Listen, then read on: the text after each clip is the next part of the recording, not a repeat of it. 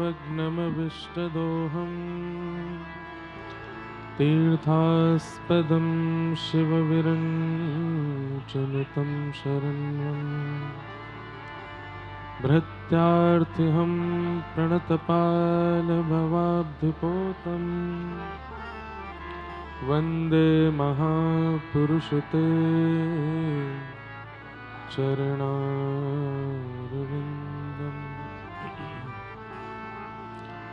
अस्ति स्वस्तरुणीकराग्रविगलत्कल्पप्रसूनाप्लुतम्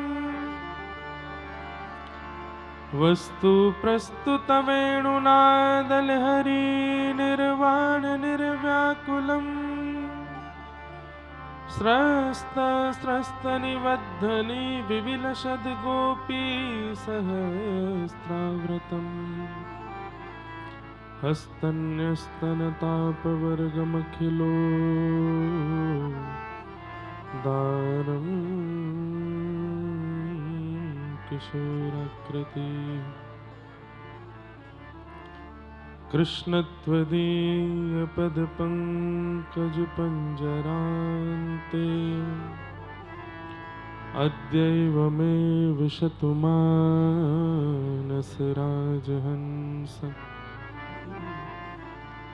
प्राणप्रयाणसमये कफवातपित्तैः कण्ठावरोधनविधौ स्मरणं कुतस्ते लक्ष्मीनाथसमारम्भां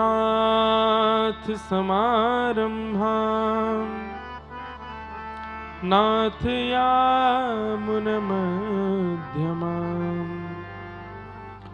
अस्मदाचार्यपर्यन्तां वन्दे गुरुपरम्पराम्। जय जय श्री राधारमण, जय जय नवल किशोर, जय गोपी चितचोर प्रभु, जय जय माखन चोर। राधा बोल श्यामा बोल वृंदावन की गलियन बोल श्यामा बोल वृंदावन की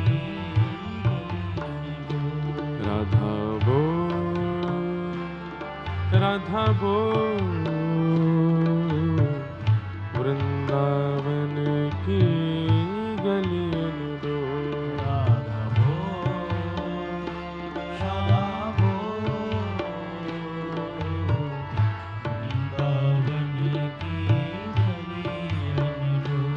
श्यामा बोल राधा बोल श्यामा बोल राधा बोल हे श्यामा बोल राधा बोल श्यामा बोल राधा बोल हे श्यामा बोल राधा बोल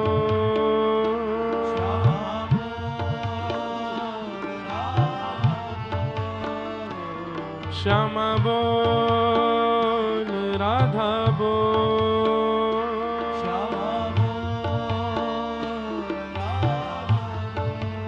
ओ वृंदावन की गलियन दो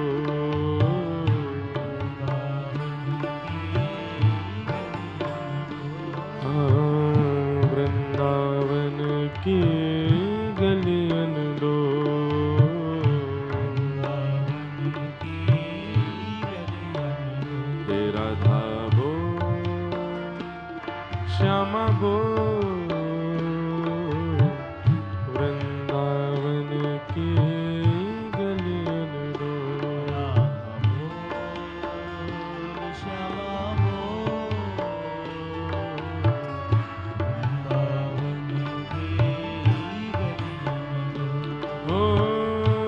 श्याम के अंग पीतांबर सोहे, श्याम के अंग पीतांबर सोहे, श्याम के अंग पीतांबर सोहे, श्याम के अंग पीतांबर सोहे, श्यामक शीश चुनरियन मोह, श्यामा के शीश चुनरियन मोह, ओ श्यामक शीश चुनरियन मोह, श्यामा के शीश चुनरियन ओ वृंदावन की गलियन दो,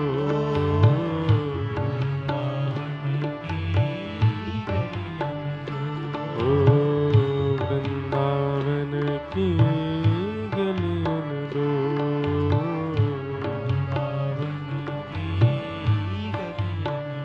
हे श्यामा बोल राधा बोल, वृंदावन की गलियन डोल,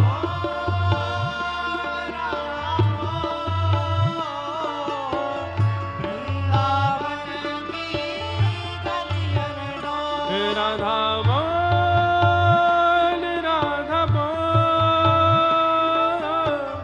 वृंदावन की गलियन डोल,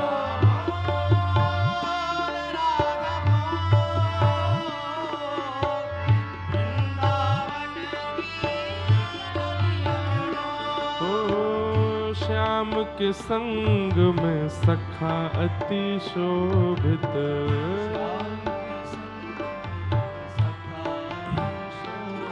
हाँ श्याम के संग में सखा अति शोभित,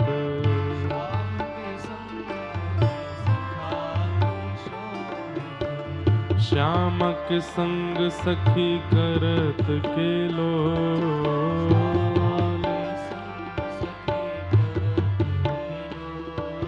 श्याम के संग सखी करत के लोल,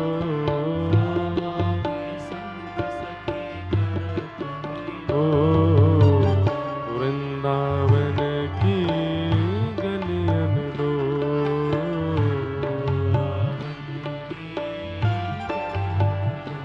हाँ वृंदावन की गलियन दो,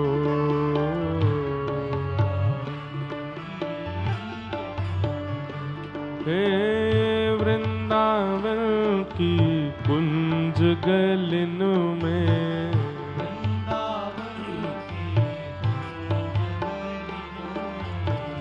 वृंदावन की कुंज गलिन में,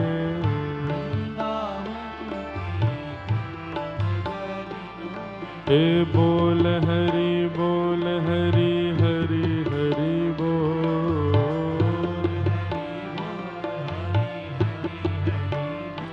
हाँ बोल हरि हरि हरि बोल,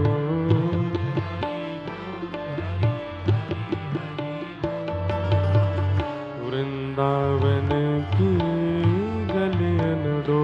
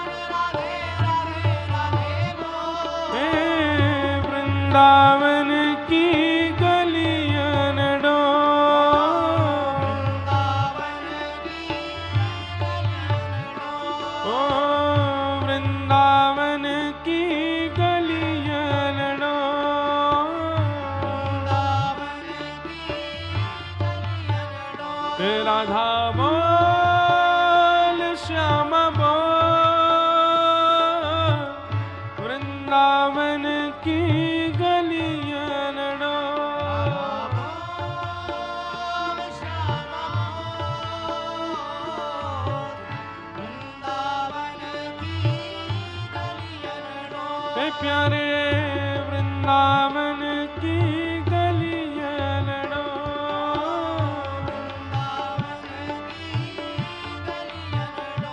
हे वृंदावन की गलियां लड़ो,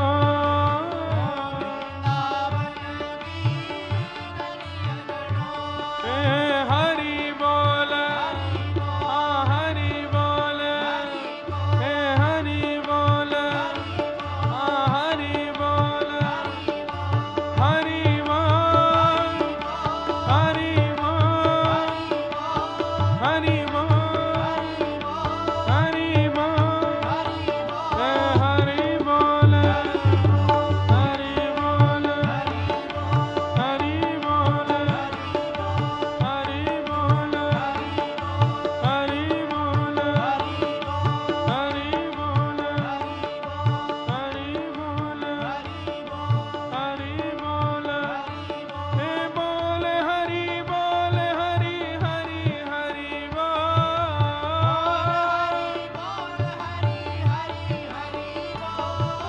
बोल राधे राधे राधे बोल,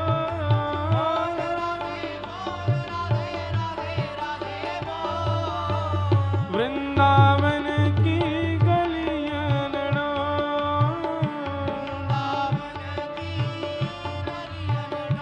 हे वृंदावन की गलियां लड़ो,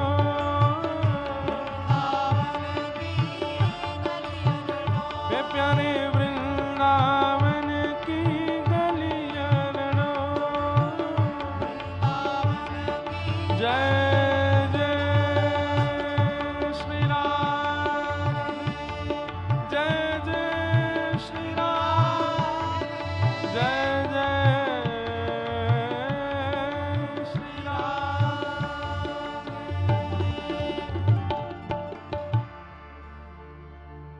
बोलो वृंदावन बिहारी लाल की, श्री राधा रमण लाल की, श्री राधा वल्लभ लाल की,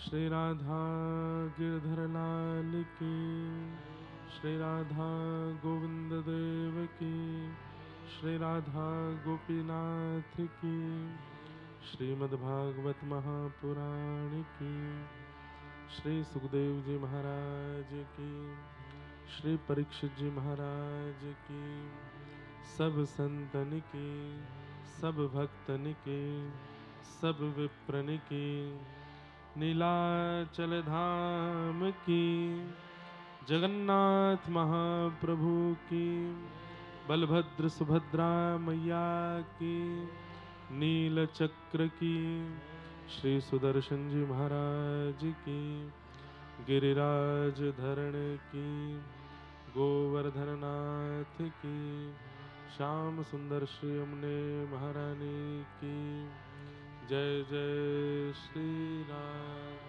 जय जय श्री राधे, जय जय श्री राधे, द्वारिकाधीश की जय। परम मंगल में प्रात प्रकलेश्वर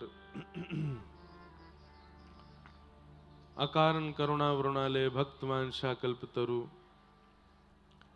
तदुद्दत विनिंदित पीतांबरधारी श्री बाल कृष्ण लाल की, महाप्रभु जगन्नाथ जी की शब्दमयी वाणीमयी प्रतिमूर्ति हम आप सबके मध्य में विराजमान श्रीमद् भागवत महापुराण को बारंबार प्रणाम।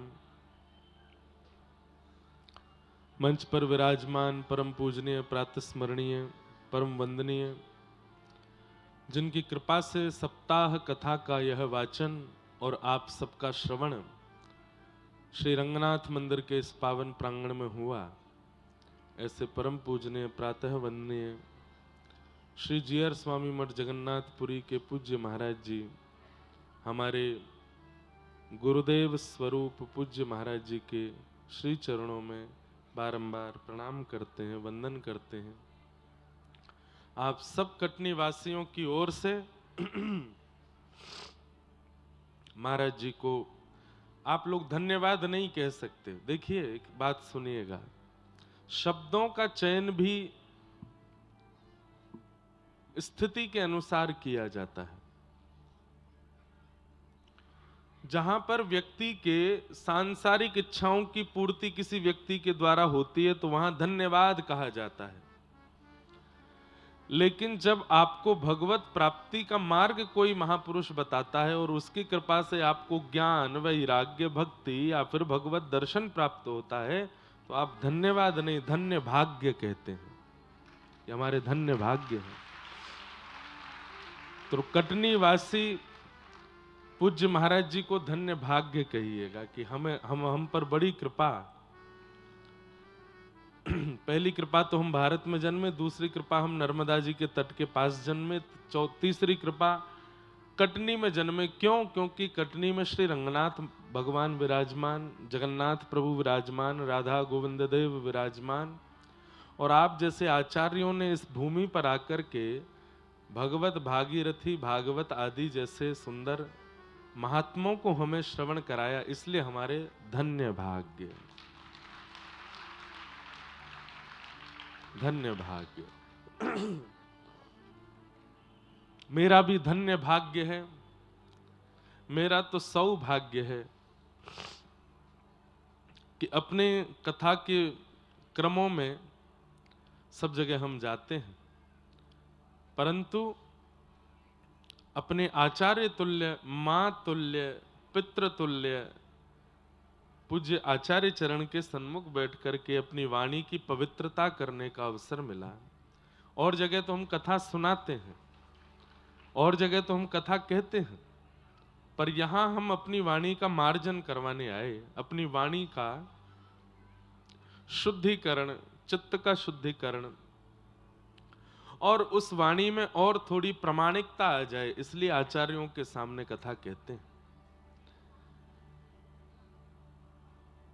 फोन की भी बैटरी डिस्चार्ज होती है, ऐसी हम वक्ताओं की भी बैटरी डिस्चार्ज हो जाती है कथा कहते कहते सब जगह। पर ऐसे आचार्य चरण जो हैं, ये हमारे चार्जर हैं। जब इनके पास आ जाते हैं तो फिर से हम चार्ज हो जाते हैं। अब आगामी कुछ सालों के लिए ऊर्जावान बने रहेंगे, चार्ज अप रहेंगे, ताकि सबके मध्य में जाकर के कुछ मधुर भाव सुना सकें। देह ने थोड़ा साथ हमारा कटनी के क्रम में थोड़ा कम दिया, लेकिन मन और बुद्धि ने बहुत साथ दिया, हृदय ने बहुत साथ दिया। अच्छा देखिए, लोगों का प्रेम कैसा होता है। अब हमसे प्रेम है कि क्या है पता नहीं। हम तो हाथ तक जोड़ देते हैं लोगों के आगे, भैया हमारा स्वास्थ्य ठीक नहीं है, हमें मत बैठाओ। महाराज जी 2 मिनट में क्या चला जाएगा। मैंने कि 102 बुखार में हूं भैया मैं। कल रात में 1-2 कार्यक्रमों में गए, स्वामी जी भी साथ में थे। हमने स्वामी जी का हाथ पकड़ा कि इनके हाथ पकड़ के हम भी निकल लेंगे यहां से, लेकिन पता नहीं, यही एक समझने वाली बात है कि आचार्यों का हाथ छोड़िए मत, जैसे ही हाथ छूटता है तो संसार पकड़ लेता है। जैसे ही एक क्षण के लिए स्वामी जी का हाथ छूटा हमसे और हमको ऐसे पकड़ा, फिर स्वामी जी तो निकल गए, हम फंस गए वहां। अब हम हाथ जोड़े, नाक रगड़े कि भैया हमको 3 जगह और जाना है, नए क्रम में सम्मिलित होना है। 2 मिनट में क्या जाएगा। मैंने कि 2 मिनट नहीं होते, मुझे पता है आधा घंटा लगेगा। अच्छा 30 सेकंड लास्ट। मैंने कि 30 सेकंड गिनती तो करो भाई, कैसे झूठ बोल रहे हो। करते करते करते करते अब शरीर तो शरीर है। अस्वस्थता में यदि विश्राम ना किया जाए तो शरीर तो फिर विपरीत होता है। फिर कथा में क्या होता है कि 4 घंटा बैठना आसान है, पर उसकी जो पूरी प्रक्रिया है उसमें शरीर का ध्यान रखना बहुत जरूरी होता है। अब हमको पहले से पानी छोड़ना पड़ता है, बाद तक पानी है, लेकिन बुखार है तो 2 दिन से हम बीच में पानी भी पी रहे हैं ताकि कोई दिक्कत नहीं हो। और उसके बाद फिर पूरी अब हमारे तो क्रम ऐसे, अब यहाँ अभी विश्राम करेंगे, भाग दौड़ के गिरते पड़ते नाक के बल पहुंचेंगे जोधपुर, वहां जाते ही शाम को फिर कथा करेंगे। अब जोधपुर यही है, बहुत दूर है, वहां जाएंगे, वहां से रात्रि में फिर तुरंत भागेंगे। कल दिल्ली में एक कार्यक्रम में सम्मिलित होंगे, परसों से फिर ब्रज में कथा करेंगे। एक तो कथा ऐसी है हमारी आगामी जून में, सुबह वृंदावन में, रात में गोवर्धन में। सुबह वृंदावन में करेंगे, शाम को गोवर्धन में करेंगे। इस बीच में भी एक व्यक्ति आ गए और बोले आगरा में बीच वाले समय में कथा कर दूं। मैंने कि भैया इंसान हूं मैं। बोले सुबह वृंदावन कर दीजिए, बीच में आगरा कर दीजिए, रात में गोवर्धन। मैंने कि हाँ, हम आपको रोबोट दिख रहे हैं ना, चार्जिंग प्लग है हमारे पास, तो कान में लगाए घूमे रहेंगे, कुछ होगा ही नहीं। पर मन में ये भी आता है कि लोगों में चाव भी तो है सत्संग करने का तो थोड़ा सा अपने को कष्ट हो जाए तो चलेगा। आप सब वैष्णवों में देख करके हमारा बहुत मन लगा। पूज्य महाराज जी सन्मुख थे, इतने सारे हमारे सब ब्रह्मचारी, सब हमारे विप्रदेव, सब साथ में ही थे। आप सब लोगों के सानिध्य में आकर के हमको बहुत अच्छा लगा, बहुत सुख मिला। कभी कटनी में दोबारा कथा का अगर संयोग बनेगा तो हम जरूर आएंगे। और ठाकुर जी ने चाहा तो कहीं और आए नहीं आवे, रंगनाथ मंदिर में ही आएंगे महाराज जी के सानिध्य में ही रहेंगे, क्योंकि आचार्य सन्निधि बहुत सुख देती है हम तो महाराज जी के पास एकांत में बैठ भी नहीं पाए, कुछ ऐसी चर्चा या कुछ भाव के साथ महाराज जी के साथ रहने का भी कोई ऐसा संयोग तो नहीं बन पाया। परंतु कथा विश्राम की ओर लेके चले, उससे पूर्व हम ही पहले क्षमा मांग लेते हैं महाराज जी, हमारे भाव से या हमारी किसी क्रिया से, वाणी के किसी शब्द से, या ऊधमी तो हम हैं ही, हमारे ऊधमों से जरा भी अगर कोई महाराज जी आपके चित्त को या इन सब आपके फुलवारी, जो कटनी की फुलवारी है, किसी को अगर कोई चोट हमारे भाव से पहुंची हो, मन को, बुद्धि को, हृदय को या फिर तन को। अब यहाँ जब निकल के जाते हैं तो इतने सारे लोग होते हैं कि सच बता रहे हैं, हमारे हृदय की पूछो तो जितने लोग हमको प्रेम करते हैं, हमको मन करता है सबको हृदय से लगा लें, सबसे मिल लें, लेकिन व्यवस्थाएं ऐसी हैं कि सबके साथ में वह प्रेम भाव कैसे प्रस्तुत करूंगा, मैं अकेला ही हूं, जिस कारण से फिर यहाँ पर धक्का मुक्की होती है, कई लोगों को धक्का मिल जाता है। जब गाड़ी निकल के जाती है, हमारा तो द्वय मंत्र, अष्टाक्षर मंत्र चलता ही रहता है कि हे नारायण प्रभु रक्षा करो। कई बालक गिरते हैं, कई माताएं गिरती हैं, किसी के नाक में लगी, और फिर भी उठ के पीछे ही वो प्रेम ही देते हैं। सत्य बता रहे हैं, हम कथा गा करके इतने बड़े प्रेमी नहीं बन पाए जितने बड़े प्रेमी आप लोग कथा सुन के हो गए हैं। आपके इस प्रेम को हम प्रणाम करते हैं, और हमारे कारण आने जाने में जो भी श्रम और कष्ट हुआ सब। कल तो महाराज जी हमने एक, अब ये गलत काम है कि ठीक है, लेकिन पता नहीं जहां हम रुके हैं वहां आगे वाले द्वार पे इतने लोग खड़े थे कि हमको चुपचाप पीछे वाले द्वार से बिना बताए झूठ बोल के निकलना पड़ा। मन में पीड़ा भी हो रही थी कि भाई वो लोग बेचारे आस लगाए खड़े हैं, लेकिन मंच पर हमको आना था तो पीछे वाले द्वार से जैसे तैसे चुपचाप भागे। जब यहाँ कथा शुरू हो गई तब उनको पता चला कि वो तो पहुंच गए वहां। तो फिर अब दो चार लोग तो हंसे होंगे, दो तीनों के मन को ठेस भी तो पहुंची होगी, बोले बताओ हम कब से खड़े हैं, महाराज जी बिना मिले निकल गए। तो इसलिए हम सर्वांगीण रूप से सबसे क्षमा मांगते हैं। हमारी जो भी क्रिया व्यवहार या ये आने जाने का क्रम आप लोगों को धक्का मुक्की लग जाती है, कुछ भी जो भी कुछ 7 दिनों में हुआ, कोई 2-2 घंटे प्रतीक्षा करके भी नहीं मिल पाए, हम सबसे क्षमा प्रार्थी हैं। आप सबको हम हृदय से प्रणाम करते हैं। ये हमारे अनुकूलता तो नहीं है ऐसी, हम ऐसे कभी व्यवहार में रहे भी नहीं, पर ये पिछले कुछ दिनों से इतनी व्यस्तता और इतनी संख्या बढ़ गई है कि हम कुछ कर नहीं पाते हैं उसमें। फिर यही हम आज तक सरकार के द्वारा दी गई जो सुरक्षा है वो भी नहीं ले रहे हैं। क्यों? उसमें मैं और बंध जाऊंगा, फिर और ज्यादा अपने परिवार को ही कष्ट हो जाएगा। लेकिन थोड़ी बहुत सुरक्षा जहां कहीं भी होती है वो आप लोगों के लिए ही है। क्योंकि देखो, आप हर एक व्यक्ति इंडिविजुअल मिलना चाहता है। उसको ये मतलब नहीं कि 500 और भी तो हैं बगल में, उसको ये मतलब नहीं 1000 और भी तो हैं इधर से। उसको है कि मैं मैयर से आया हूं, मैं जबलपुर से आया हूं, मैं जो सामान लाया हूं मेरा पहुंचना चाहिए। पर आपके साथ साथ वहां 1500 और भी हैं, वो कहां कहां से किस किस भाव से आए कुछ नहीं पता। तो कहीं वो भगदड़ ना हो जाए। वैसे ही सनातन धर्म के ऊपर बहुत अभी इस वक्त सेंसिटिव चल रहा है माहौल, कि कहीं कोई बात ऐसी निकले, कहीं कोई ऐसी घटना घटे तो और सनातन धर्म को नीचे खींचा जाए। लोग इस षड्यंत्र में लगे हैं। इसलिए हम तो बहुत प्रयास करते हैं कि ज्यादा भीड़ भाड़ ना हो, ज्यादा भगदड़ ना हो, ज्यादा कुछ ऐसा ना हो। कोई घटना हो गई तो फिर बहुत दिक्कत सार्वजनिक रूप से हो जाएगी। लेकिन फिर भी अन्य स्थानों की अपेक्षा, अब मैं अन्य स्थानों का नाम नहीं लूंगा, अन्य स्थानों की अपेक्षा कटनी की सुरक्षा और कटनी का जो पुलिस बल और यहाँ की जो हमारे सब कार्यकर्ता गण, पूरे रंगनाथ मंदिर के यहाँ का प्रशासन बहुत अच्छे से इतनी संख्या को सबने संभाला।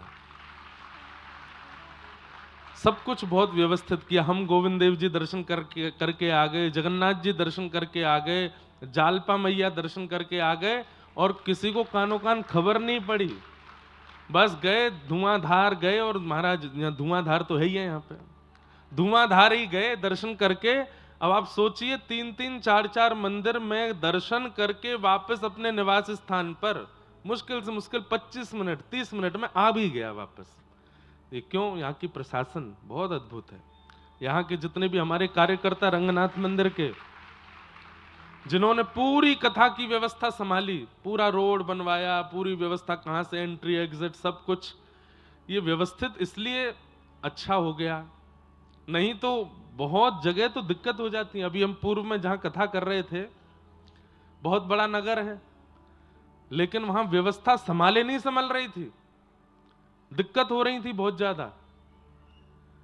क्यों? क्योंकि व्यवस्था धन से नहीं होती, क्रिया से नहीं होती, शरीर से नहीं होती, मन से होती है। मन से अगर करी जाए तो व्यवस्थाएं सब समझ जाती हैं। तो सब बहुत व्यवस्थित आज संपन्न हो रहा है। ये बहुत बड़ी कृपा है ठाकुर जी की। जितने भी हमारे सहायक इस कथा में लगे, चाहे वो पंडाल वाले हों, चाहे वो लाइट वाले हों, इलेक्ट्रिसिटी वाले हों, आप सब लोगों की सेवा करने वाले जितने भी यहाँ पर कार्यकर्ता गण हों, हमारे रंगनाथ मंदिर के पूज्य महाराज जी के शिष्य परिकर हों, यजमान परिवार हों, हमारी सुरक्षा में जो यहाँ पर लगे थे भाई लोग, बहन लोग, काला काला चश्मा लगा घूम रहे थे उनको देख करके यो लगे या तो ब्लैक कमांडो प्रधानमंत्री के संग होंगे या हमारे संग होंगे तो वो हों, यहाँ के प्रशासन के पुलिसकर्मी, हमारे सब यहाँ के सब लोग हों, सब ने बहुत सहयोग किया। ऐसा लग रहा था कि सबके चित्त में ही शंख चक्र गदा पद्म धारण करके नारायण ही पूरी व्यवस्था को संभाल रहे हैं। क्यों? रंगनाथ मंदिर प्रांगण की सेवा है, ठाकुर जी के प्रांगण की कथा है, तो मुखिया तो ठाकुर जी ही होंगे सब व्यवस्थाएं संभालने के। वही संभाल रहे थे आप लोगों के रूप में। सबको हम बहुत बहुत धन्यवाद कहते हैं, बहुत बहुत बस साधुवाद कहते हैं। कथा के विश्राम में इतना समय नहीं रहता कि धन्यवाद कह पाए, इसलिए हम पहले ही धन्यवाद ज्ञापन कर देते हैं, क्योंकि फिर तो धुआंधारी भागेंगे। तो इसलिए सबको बहुत बहुत धन्यवाद, बहुत बहुत साधुवाद। आप सब कटनी वासियों को, यहाँ विराजमान सब यजमान मनोरथी परिवार, हमारे सब विप्रदेव, सब ब्रह्मचारी गण, सब गंधर्वजन, मंच पर विराजमान सब लोग, हमारे यहाँ के एडिशनल एसपी साहब और उनका पूरा परिवार, और सब हमारे मित्रगण, प्रशासन के सब लोग, सर्वांगीण रूप से सबको जय श्री कृष्ण। नेक जोड़ते बोलो जय श्री कृष्ण, जय सिया राम। जय श्रीमन नारायण, जय जगन्नाथ, जय जय श्री राधे। आप सबको बारंबार वंदन करते हैं और बस अब कथा को विश्राम की ओर ले चलते हैं। थोड़ी बहुत चर्चाएं जो विशेष हैं उनको कहते हुए कथा के बीच में नहीं बोलते, बैठ जाओ भैया, लब लिखवा के भिजवा दो मंच पे। हाँ, अभी बैठो। कथा के मध्य में व्यास जी की अनुमति के बिना बोलना मना है, पर कितने लोग बोलते हैं देखो। इसलिए अब कथा के जो कुछ विशेष भाव हैं, कथा तो बहुत है अभी, पर उन विशेष भावों को स्पर्श करते हुए चलते हैं। महाराज जी, हमने 2024 में नासिक में श्री गोदावरी जी के तट पर 1 महीना की कथा करी, 30 दिन, और 1 महीना में भी कथा प्रहलाद चरित्र तक पहुंच पाई। उस कथा में इतना सुख मिला, इतना विस्तार से एक एक भाव बोल पाते थे कि इतना अच्छा लगता था। अब इस वर्ष वहां पुनः 1 महीना की कथा है प्रहलाद चरित्र से आगे की, तो हमें तो लगता है कि सप्ताह कथा तो प्रवचन ही होता है, यहां तो केवल मुख्य मुख्य कुछ सुमेरु सुना दिए जाते हैं। बाकी श्रीमद् भागवत की कथा तो व्यक्ति अगर 100 वर्ष भी करे, जीवन भर भी करे, तो भी पूरी नहीं हो पाएगी। इतनी विस्तृत भागवत की कथा है, इतने अद्भुत अद्भुत भाव है। अब कई लोग कहते हैं कि आपको विस्तार करने की क्या आवश्यकता है, कीर्तन मत गाओ, भजन मत गाओ, बीच बीच में जो भक्तमाल की कथाएं सुनाते हो, कभी रैदास जी का चरित्र सुनाते हो, माधव दास जी का चरित्र सुनाते हो, मीराबाई, सूरदास के ये सब मत कहो। कथा हो जाएगी 7 दिन में पूरी, हो तो जाएगी, लेकिन सुनने वाले के चित्त में वह भाव, वह, हम कोई कथा पूरी करने नहीं आए हैं। कथा पूरी करने के लिए व्यास मंच पर नहीं आएगी, पूरी कथा करके हमको जाना है। जितनी करके जाएं उतनी श्रोता के चित्त में कृष्ण प्रेम को बढ़ाने वाली हो, यह विशेषता होनी चाहिए।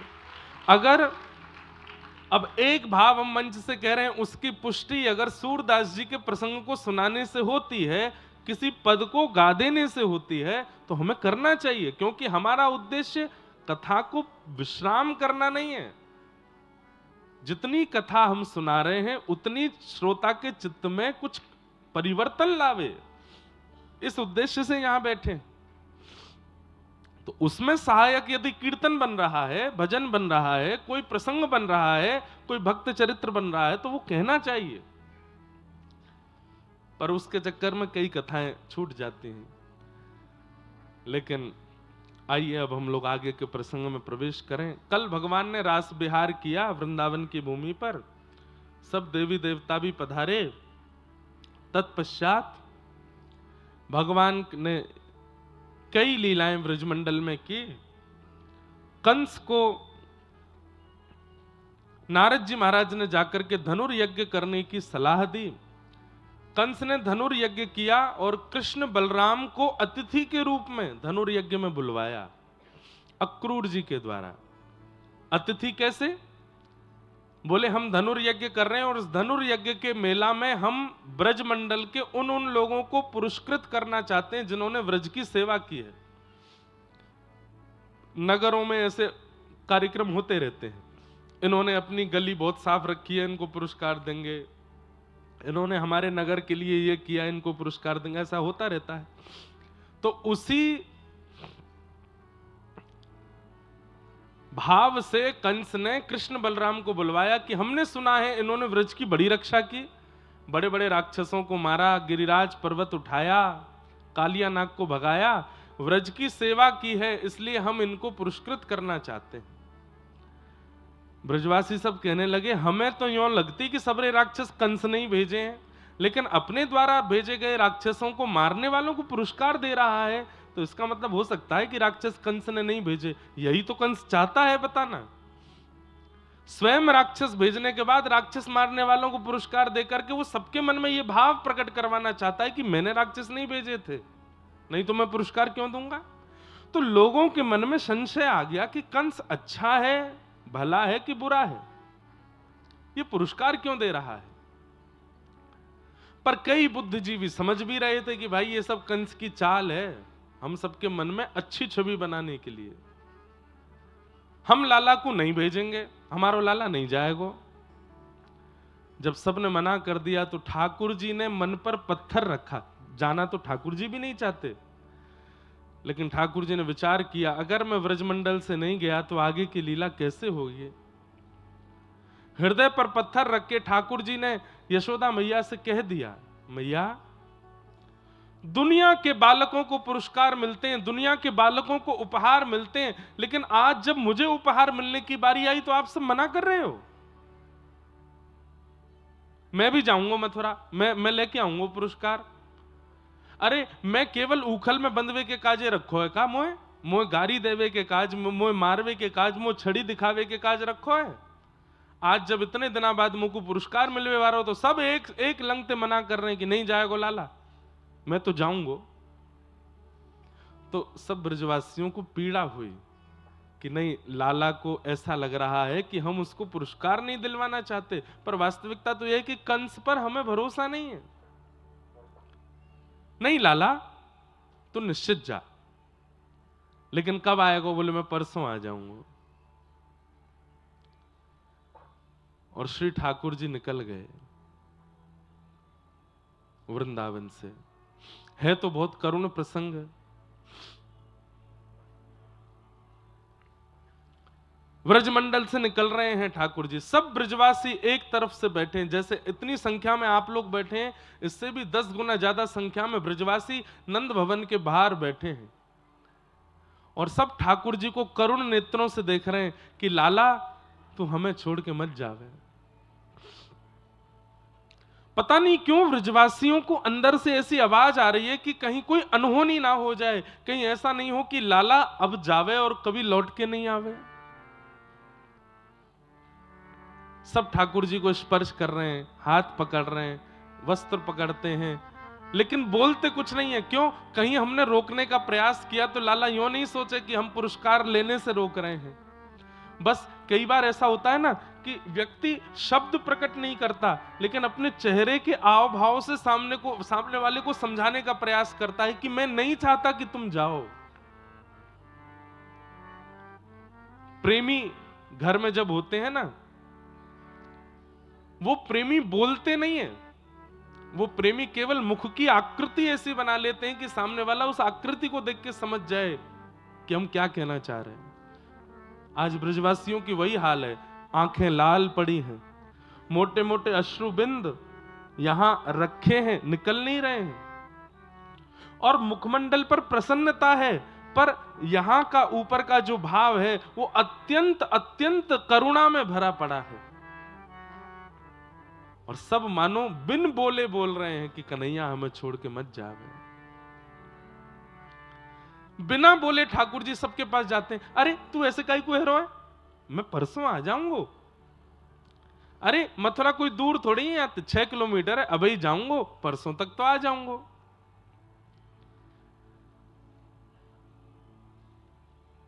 कोई व्यक्ति स्पष्टता से मना नहीं कर रहा ठाकुर जी से। मधुमंगल श्रीदामा बोले लाला तू जा, लेकिन एक बात सोचिए। बोले कहा, तो ये देखे बिना मधुमंगल पानी ना पीवे।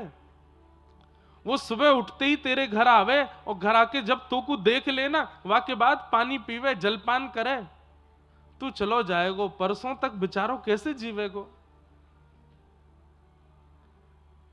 हम तो को रोक नहीं रहे लाला, बस मैं यूं कह रहा हूं, मधुमंगल कहां खावेगो, कहां पीवेगो, कहां जलपान करेगो, तू चलोगो तो।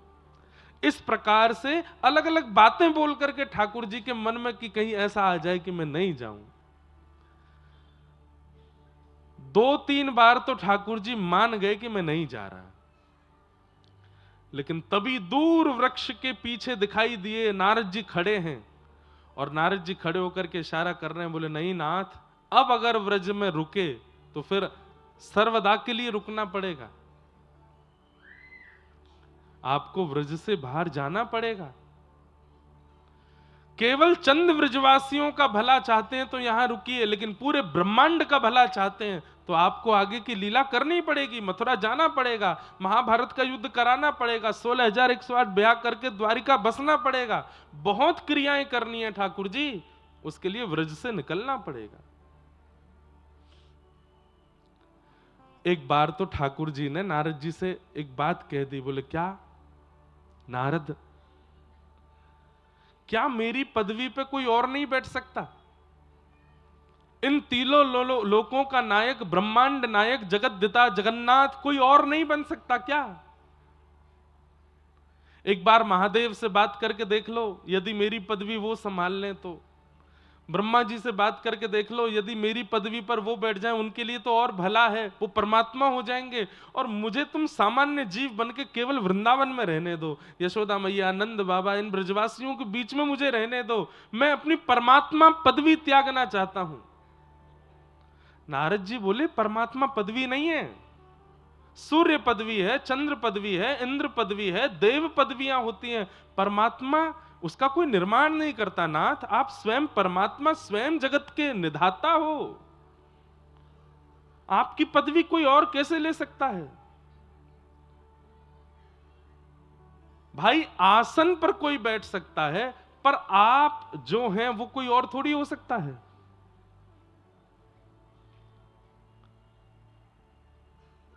श्री कृष्ण परमात्मा की पदवी नहीं है, श्री कृष्ण ही परमात्मा है। उस पर कोई और कैसे आ सकता है नाथ? सोचिए, व्रज से कितना प्रेम करते हैं ठाकुर जी कि अपने परमात्मा रूप का त्याग करना चाहते हैं। आज महाप्रभु जगन्नाथ जी का आप लोग दर्शन करते हैं जगन्नाथपुरी में। ये जो मुख पिघला हुआ है, ये जो होठ पिघले हुए हैं, ये जो भुजाएं पिघली हुई हैं महाप्रभु जगन्नाथ जी की, किस लिए? व्रजवासियों की याद में। कथा सबको पता होगी। द्वारिका में रोहिणी मैया कृष्ण लीला सुना रही थी कृष्ण पटरानियों को, और उसी समय द्वार पर पहरेदारी कर रही थी सुभद्रा जी कि कहीं कृष्ण ना आ जाएं। और उसी बीच कृष्ण बलराम आ गए। सुभद्रा जी लीला सुनते सुनते नेत्र बंद करके बैठ गई, एक तरफ ठाकुर जी, दूसरी तरफ बलराम जी बैठ गए। और व्रजवासियों की कथा सुनते सुनते ठाकुर जी इतने भाव विह्वल हुए, इतनी करुणा में चले गए, इतने विरह में चले गए कि ठाकुर जी की भुजाएं खड़ी हो गईं। और मानो जैसे ठाकुर जी ऐसे हाथ करने लगे, अरे कोई व्रजवासियों को लियाओ, कोई मेरे नंद बाबा को लियाओ, कोई मेरे सखा मधुमंगल श्रीदामा को लियाओ, कोई मेरी सखीन को लियाओ, ए व्रज की गोपियों को ले आओ, मेरे हृदय से लगा दो, मुझे बहुत पीड़ा हो रही है, मुझे बहुत याद आ रही है। और उसी प्रेम की अवस्था पार करते करते करते जब चरम अवस्था में पहुंचे तो श्री ठाकुर जी का अंग एक मोम के भांति पिघल करके जगन्नाथ बन गया। अरे प्रेम की पराकाष्ठा हम आप सब लोग कहां जानते हैं?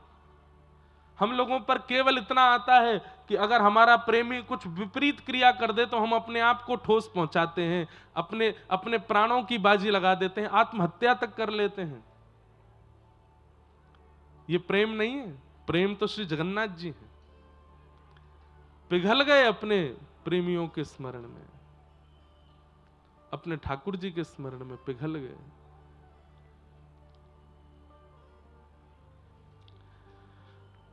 व्रजमंडल से ठाकुर जी रथ में बैठ करके मथुरा प्रस्थान कर गए। सब लोग इधर देखो, ध्यान से कथा सुनो। बहुत बहुत एक एक व्यक्ति का यहां पर स्वभाव व्यवहार बताया गया, पर उसके विस्तार में नहीं जाऊंगा, वैसे भी आज जाने का दिन है। मथुरा पहुंचे ठाकुर जी। मथुरा जाकर के कुबलिया पीड़ हाथी का उद्धार किया, तत्पश्चात कुब्जा का उद्धार किया, दर्जी का उद्धार किया, माली का उद्धार किया। एक धनुष रखा था, यह शिव धनुष है, और यह धनुष कंस को देते हुए महादेव ने कहा था नारायण के सिवाय इसको कोई तोड़ेगा नहीं, और जो तोड़ेगा वो तुझे छोड़ेगा नहीं। जब तक यह धनुष है तब तक तू जीवित है। ठाकुर जी ने जैसे ही प्रवेश किया मथुरा नगरी में, मल्लानाम मशनिर्णिनाम नरवर स्त्रीणाम स्मरो मूर्तिमान, गोपानाम स्वजनो सताम क्षितिभुजाम, शास्त्रा सुपित्रो शिशु मृत्युर्भुजपतिर्विराट विदुषाम, तत्वं परम योगिनाम वृष्णीनां परदेवतेत विदितो रंगम गतः साग्रजः।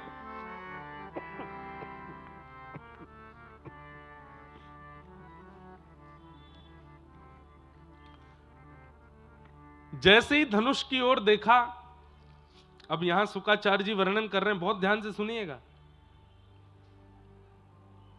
ठाकुर जी सबको अलग अलग दिख रहे हैं।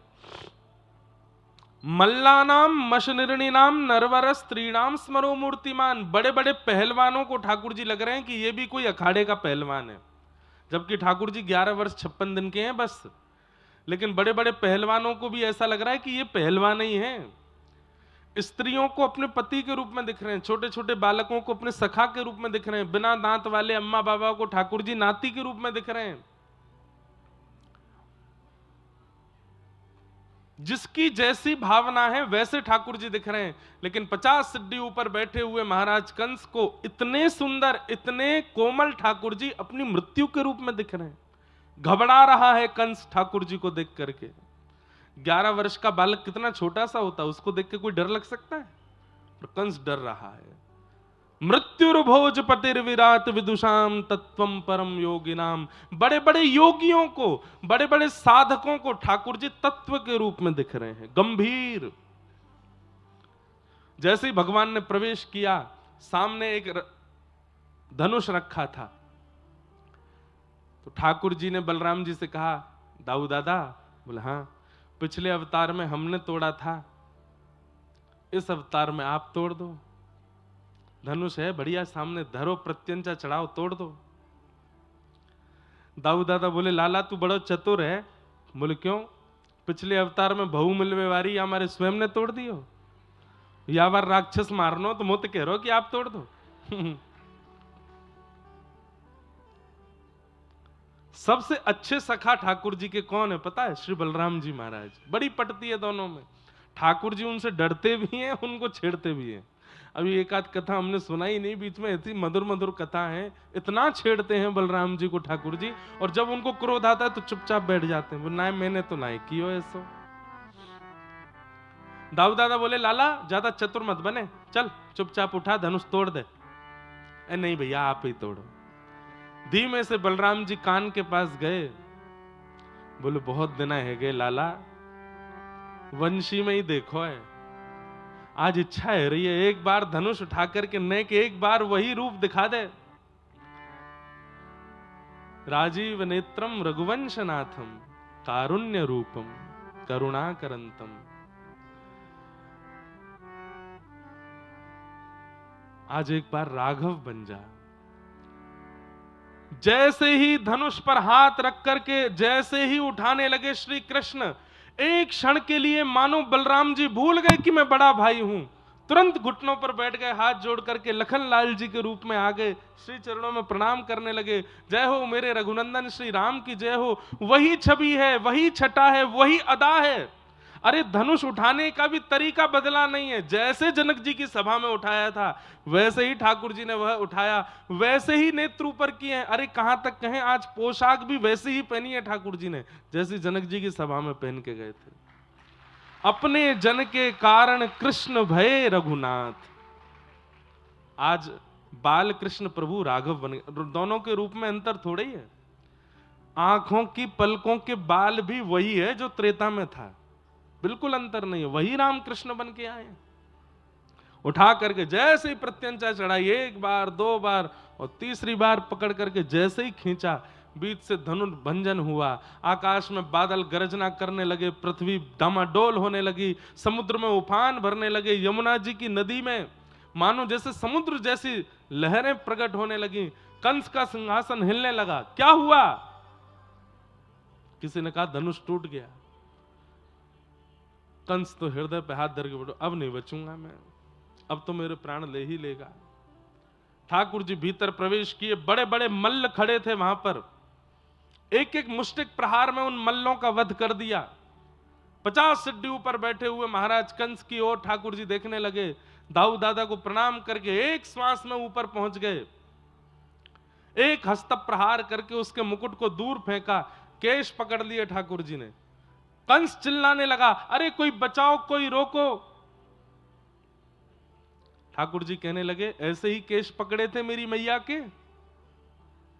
जब आकाशवाणी हुई थी और कहा था कि इनका अष्टम गर्भ काल होगा, तूने ऐसे ही केश पकड़े थे मेरी मां के? मेरे 6 बड़े भाइयों को तूने निर्मम हत्या करके मार दिया।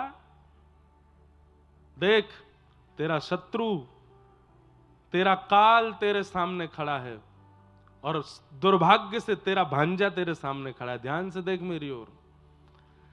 कंस देखने लगा ठाकुर जी को। अभी तक तो बालक समझ रखा था, अभी तक तो कुछ मायावी समझता था, अभी तक तो काल रूप समझ रहा था, लेकिन अब जैसे ही ठाकुर जी की ओर देखने लगा, देखते ही देखते पता चला ये कोई छोटा बालक नहीं, शंख चक्र गदा पद्म धारण करके ठाकुर जी ने अपने उस अद्भुत रूप का दर्शन करा दिया कंस को। अंतरंग भाव से, प्रत्यक्ष भाव से नहीं, अंतरंग भाव से। कंस समझ गया साक्षात नारायण है, हाथ जोड़ करके प्रणाम किया। ठाकुर जी ने दोनों भुजाओं में, हाथी के समान बलवान कंस और 11 वर्ष 56 दिन के ठाकुर जी ने दोनों भुजाओं में ऐसे उठाया कंस को ऊपर। सब मथुरावासी देख रहे हैं और उठा करके ठाकुर जी ने 50 सीढ़ी ऊपर से नीचे पटक करके एक छलांग मार करके छाती पर अपने पाद प्रहार को करके कंस का वध कर दिया। बोलो कंस मर्दन भगवान की। सब ब्रजवासी मथुरावासी जय जयकार करने लगे, ठाकुर जी को कंधे पर उठा करके नृत्य करने लगे, नाचने लगे, आनंदित हो गए।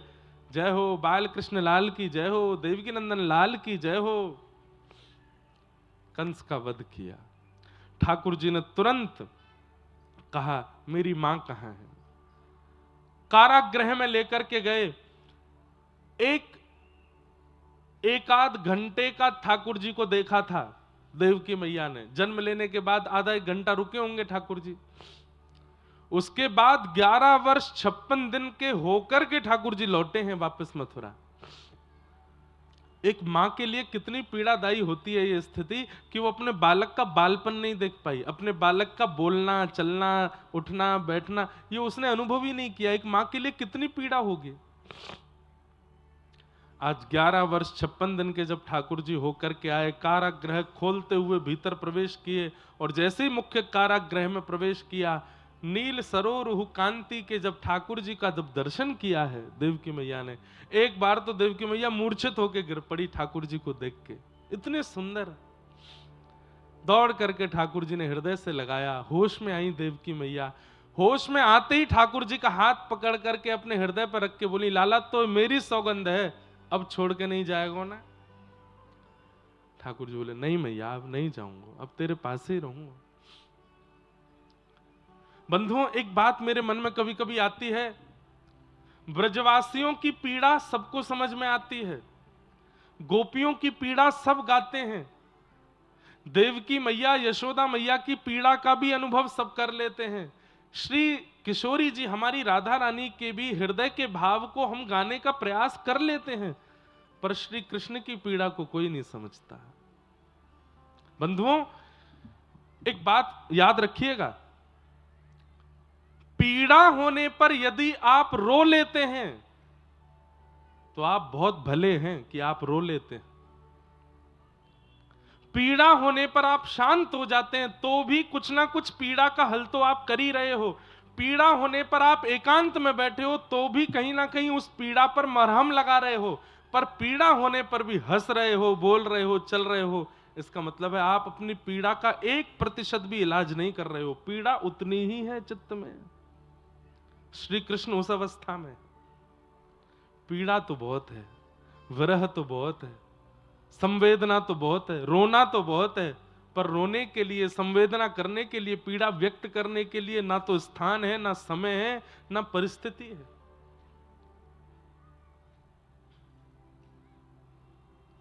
वृंदावन के श्री कृष्ण सदैव त्रिभंगी बनकर के खड़े होते हैं, त्रिभंग लली ऐसे खड़े होते हैं, दोनों भुजाएं टेढ़ी करके खड़े होते हैं। क्यों? क्योंकि पता है कि अगर लड़खड़ाया तो या तो श्रीदामा आ जाएगा, या मधुमंगल आ जाएगा, या ललिता जी, विशाखा जी मुझे संभालने के लिए आ जाएंगी। वृंदावन से जाने के बाद ठाकुर जी सीधे ही खड़े होते हैं, क्योंकि पता है अब कोई नहीं आएगा। संभालने वाले, सहारा देने वाले तो सब रह गए वृंदावन में।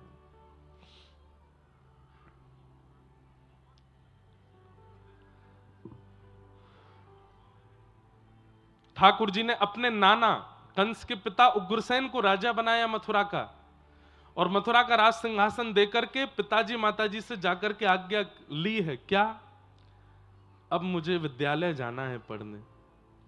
मैं 11 वर्ष को है गो पिताजी, मैं आज तक विद्यालय नहीं गयो, अब मुझको जानो है। तब श्री वसुदेव जी महाराज ने सांदीपनि उपाध्याय जी के यहां पर ठाकुर जी को पढ़ने के लिए, अध्यापन के लिए भेजा। कहां? अवंतिका, मध्य प्रदेश के उज्जैन में ठाकुर जी पढ़ने आए, और यहां सांदीपनि विद्यालय में ठाकुर जी ने अध्यापन किया, अध्ययन किया, और वहां अध्ययन करते समय ठाकुर जी को सुदामा नाम के मित्र की प्राप्ति हुई। कुछ वर्ष तक गुरुदेव के यहां अध्ययन करने के बाद ठाकुर जी वापस लौट करके मथुरा गए। ऐसा भव्य दिव्य स्वागत हुआ ठाकुर जी का मथुरा में, लेकिन अब ठाकुर जी शांत रहने लगे हैं। अब वो चंचलता, अब वो चपलता, अब वो थोड़ा जो स्वभाव ठाकुर जी का ऊधम वाला था, अब वो बहुत शांत हो गया है जब से ब्रज से आए हैं। मथुरा में ठाकुर जी पहुंचे। वृंदावन में ठाकुर जी का नाम है कृष्ण, गोविंद, गोपाल, मदन मोहन, कन्हैया, कनुआ, लेकिन अब ठाकुर जी का नाम क्या हो गया? गौ ब्राह्मण प्रतिपालक मधुराधिपति देव की नंदन वसुदेव नंदन श्री कृष्ण चंद्र महाराज की जय। और ये नाम ठाकुर जी को इतना बुरा लगता है, कान पकड़ के ठाकुर जी बैठते हैं, बोले मुंह को भाई ना रहो। वो छोटे छोटे 3 अक्षर 2 अक्षर के नाम कहां हैं? बंधुओं, एक बात तो माननी पड़ेगी कि प्रेम विस्तार में नहीं होता, प्रेम सूक्ष्मता में होता है। जहां विस्तार करके प्रस्तुति की जा रही हो, समझ लीजिएगा कि ये कहीं ना कहीं आपको आकर्षित करने की योजना है, और जहां पर सामान्य सूक्ष्मता से कुछ प्रस्तुत किया जा रहा हो, समझ जाओ कि यही असली भाव है, यही मूल विषय है। शांति दूत बनकर के गए थे भगवान दुर्योधन के यहां पर, 56 भोग सजाए थे दुर्योधन ने ठाकुर जी को पवाने के लिए। क्यों? ताकि 56 भोग और इतनी व्यवस्था देख करके कृष्ण ये कह दें कि मैं कौरवों के पक्ष में रहूंगा। सब लोग इधर देखो, ध्यान से सुनो।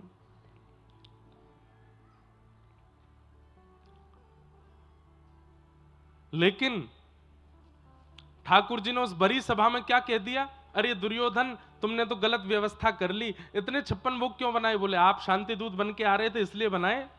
ठाकुर जी बोले पर मैं तो पहले ही निमंत्रण स्वीकार कर चुका। बोले किसका स्वीकार कर लिया? बोले विदुर काका है ना, इन्होंने बहुत वर्षों से कह रखा था कि मेरे यहां भोजन पाने आना, तो मैं तो विदुर काका को बोल चुका हूं कि तैयारी कर लो, मैं आऊंगा। विदुर काका ने अपने घर भोजन बना के रखा है, मुझे वहां जाना है। और 56 भोग छोड़ करके ठाकुर जी विदुर काका के यहां गए। और विदुर जी के यहां क्या हुआ है सबको पता है। आज हरि आए विदुर घर पावना, आज हरि आए विदुर घर पावना, आज हरि आए विदुर घर पावना, आज हरि आए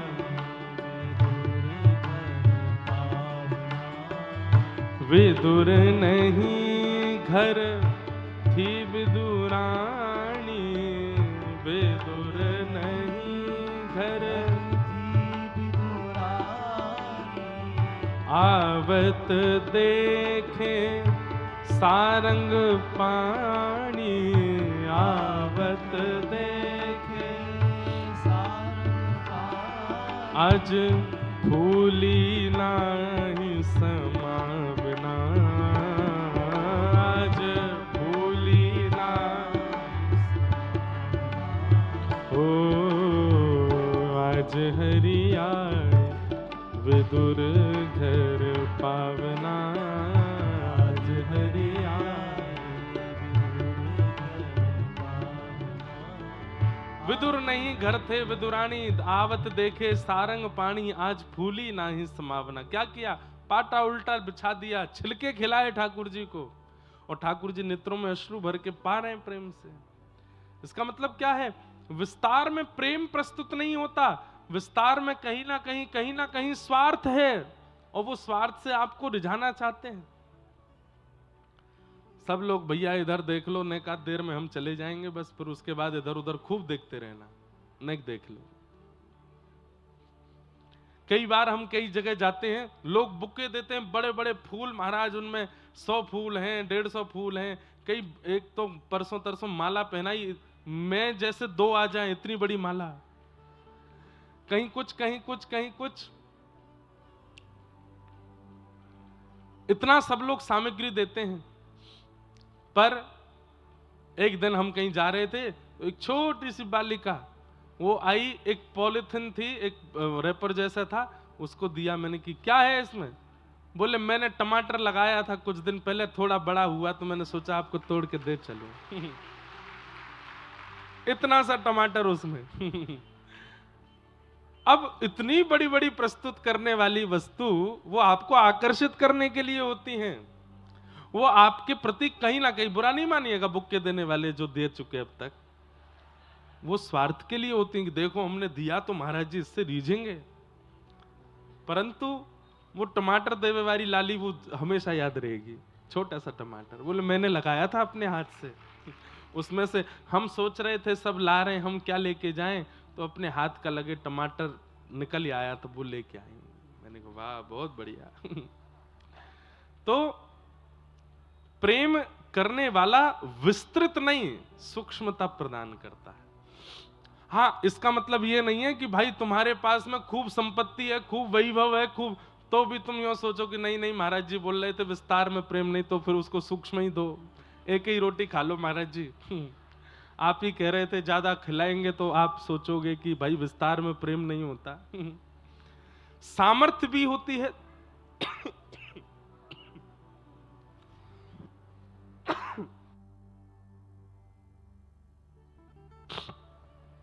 कई बार सामर्थ्य से भी वस्तु प्रस्तुत की जाती है,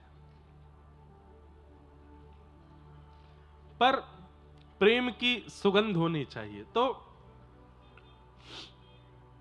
ठाकुर जी मथुरा में आकर के विराजे, उग्रसेन को राजा बनाया। अब हम जल्दी जल्दी विषय पूरा करें। उद्धव जी महाराज को ब्रज भेजा, ब्रज से संदेशा लेकर के उद्धव जी आए। तत्पश्चात मथुरा पर जरासंध ने चढ़ाई कर दी, 17 बार ठाकुर जी ने उसको हराया। 18वीं बार जरासंध ब्राह्मणों की सेना लेकर के आया। कहीं ऐसा बोलते हैं, कहीं ऐसा बताते हैं कि जरासंध ब्राह्मणों को अनुष्ठान पर बैठा के आया था कि अब की बार मैं हारना नहीं चाहिए। ब्राह्मणों को अनुष्ठान में बैठा देख ठाकुर जी मन में विचार करने लगे कि भैया अब हम जरासंध से युद्ध नहीं करेंगे। क्यों? क्योंकि गौ ब्राह्मण संत वैष्णवों के लिए ही तो मैं आया हूं। अब उन अनुष्ठान करने वाले ब्राह्मणों का अनुष्ठान विफल हो जाएगा यदि मैंने हराया तो 18वीं बार ठाकुर जी रण में युद्ध करते करते करते करते दाऊ दादा का हाथ पकड़े, विश्वकर्मा को आज्ञा की एक नई नगरी बना दो और मथुरा वासियों को वहीं पहुंचा दो। रात रात में विश्वकर्मा ने नई नगरी द्वारिका बना दी, मथुरा वासियों को वहां पहुंचा दिया। प्रातःकाल ठाकुर जी युद्ध करते करते अचानक से हाथ पकड़ करके रण से भाग गए। जरासंध बोला, ए भगोड़े कहां जाता है, रण छोड़ करके कहां जा रहा है, कहां जा रहा है? ठाकुर जी बोले, भैया तू जीत गो, मैं हार गो, मैं जा रहा हूं। और रण छोड़ करके ठाकुर जी भागे। पूरे विश्व में यही प्रचार हो गया। बोले ठाकुर जी क्या है? बोले रण छोड़ रहा है। बोलो रण छोड़ रहा है भगवान की। ठाकुर जी का नाम रणछोड़ पड़ गया।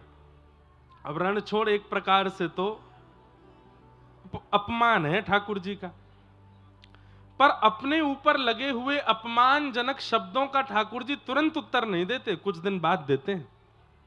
बंधुओं एक बात सदैव याद रखना, यदि वे वजह लोग आपके ऊपर कलंक लगा रहे हैं उसी समय फड़फड़ाइए मत। थोड़ा धैर्य रखो, थोड़ी शांति रखो।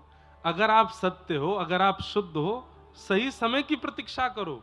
सही समय आने पर तनिक सा जवाब देना है बस, कि नहीं हमारे ऊपर जो आरोप प्रत्यारोप या जो आप लोगों ने आक्षेप लगाया वो ये है, वास्तविकता ये है। क्योंकि उसी समय यदि आप बोलने लगे तो ज्यादा लोग हावी हो जाएंगे आपके ऊपर, इसलिए कुछ समय शांति रखो, उसके बाद सही समय देख करके उत्तर दो। और ये क्वालिटी पता है हमने किसमें देखी? हमारे भारत के प्रधानमंत्री जी में एक क्वालिटी है, वो हम कोई उनका प्रचार नहीं कर रहे हो, कर भी दें तो क्या बुराई है भैया, हमारे प्रधानमंत्री हैं। लेकिन उनका एक स्वभाव है कि चाहे दुनिया में कुछ हो जाए वो उस समय उत्तर नहीं देते, प्रतीक्षा करते हैं, सही समय आने पर उत्तर भी देते हैं, करके भी दिखा देते हैं। और वही एक अच्छे व्यक्ति का कर्तव्य होता है। एक श्रेष्ठ व्यक्ति ऐसे ही जीवन जीता है।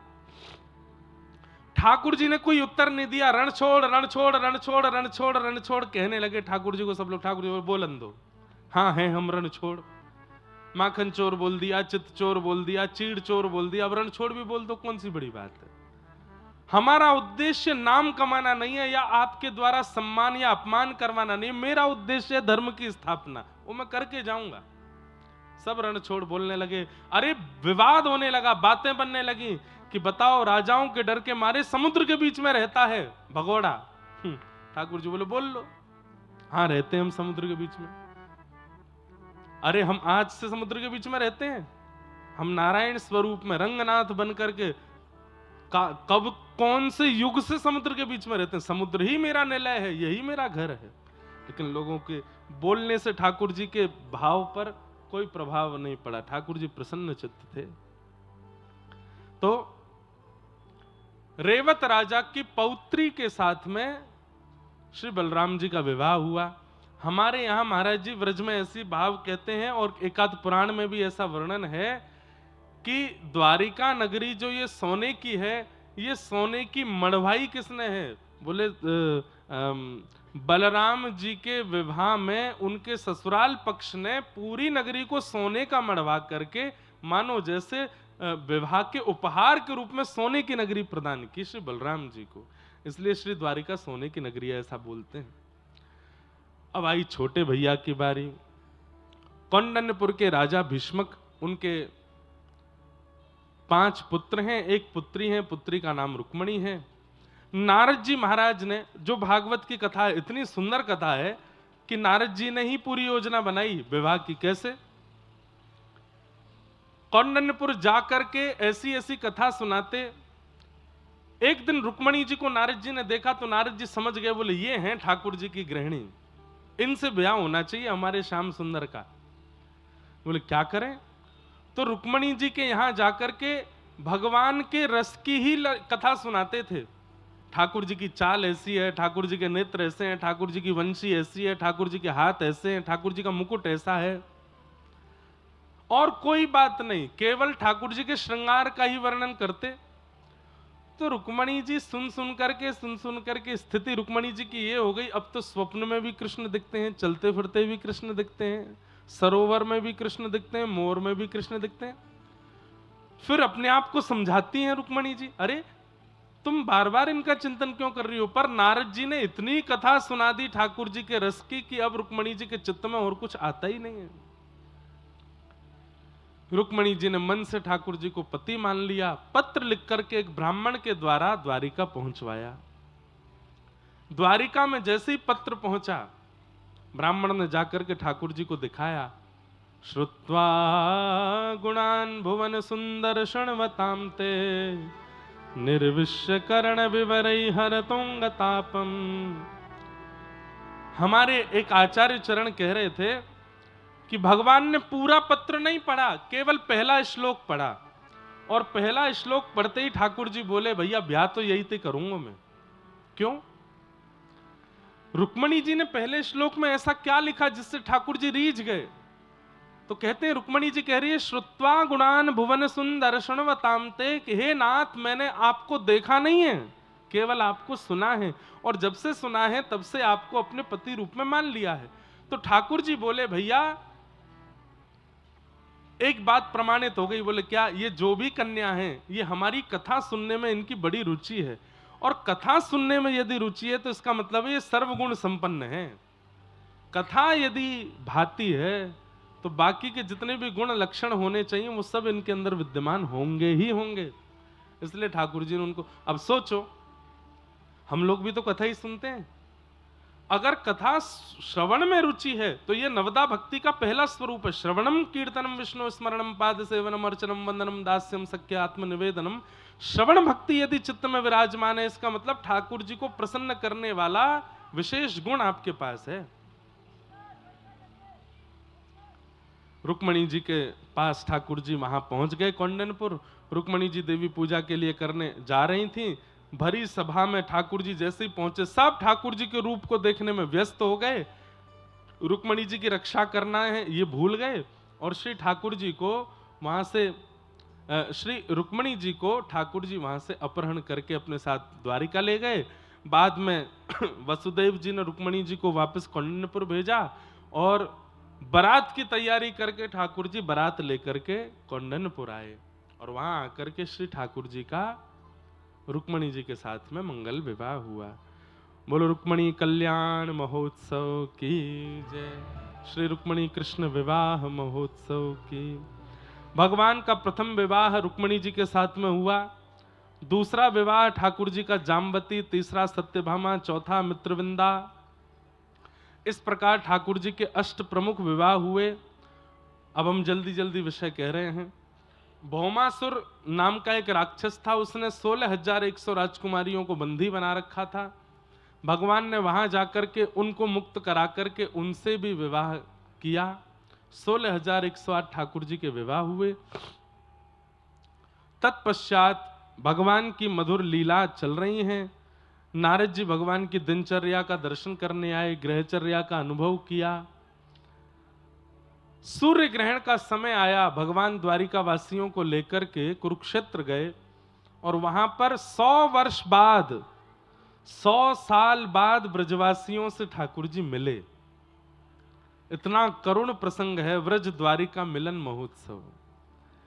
सूर्य ग्रहण का समय, ठाकुर जी की अर्चना चल रही थी, सहस्त्रार्चन चल रहा था भगवान का। बड़े बड़े वेदज्ञ ठाकुर जी के चरणों में पुष्प, कमल पुष्प, तुलसी अर्चन कर रहे थे।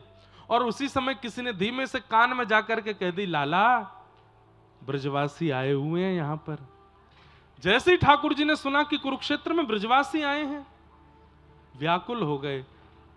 वहां ब्रजवासियों को पता चली कि लाला यही हैं कुरुक्षेत्र में, तो नंद यशोदा दोनों व्याकुल होकर के ठाकुर जी से मिलने के लिए गए हैं।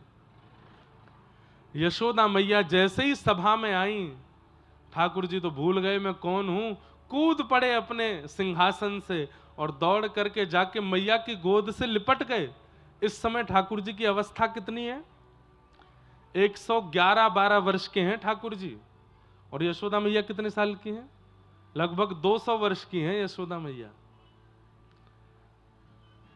अत्यंत वयोवृद्ध अवस्था में यशोदा मैया, लेकिन ठाकुर जी की अवस्था 111 वर्ष है। इसका मतलब यह नहीं कि ठाकुर जी की दाढ़ी मूंछ है। ठाकुर जी देखने में अभी भी 16 वर्ष के ही हैं।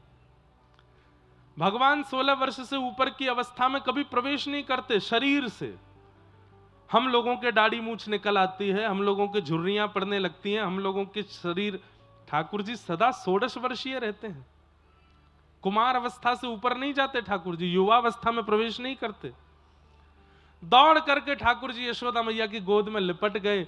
भगवान की 16,108 पत्नियां, भगवान के पुत्र पुत्रियां, उनके भी पुत्र मतलब नाती पोते भी हैं ठाकुर जी के।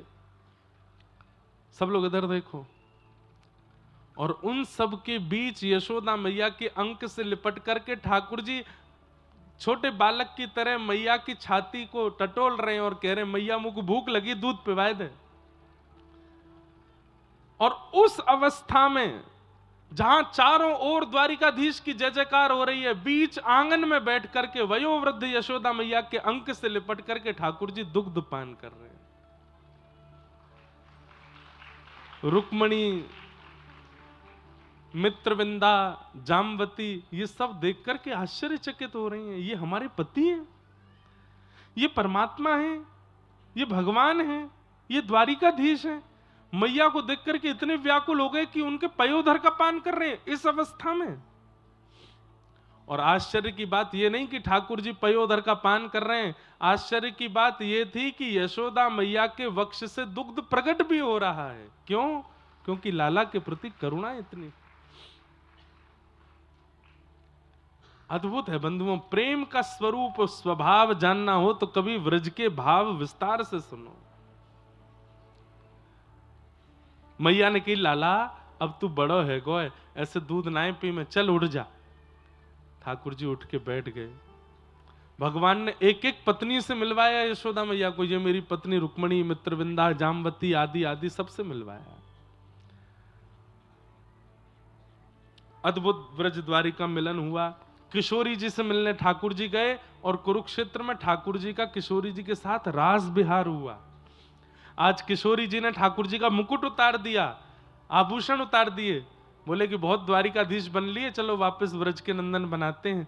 सिर पर फेंटा बांधा, मोर पिच्छ लगाया, पत्रावली का श्रृंगार किया, हाथों में सुंदर पुष्प बांधे, गले में बनमाली हार पहनाया और कुरुक्षेत्र की भूमि पर ठाकुर जी ने किशोरी जी के साथ पुनः रास किया।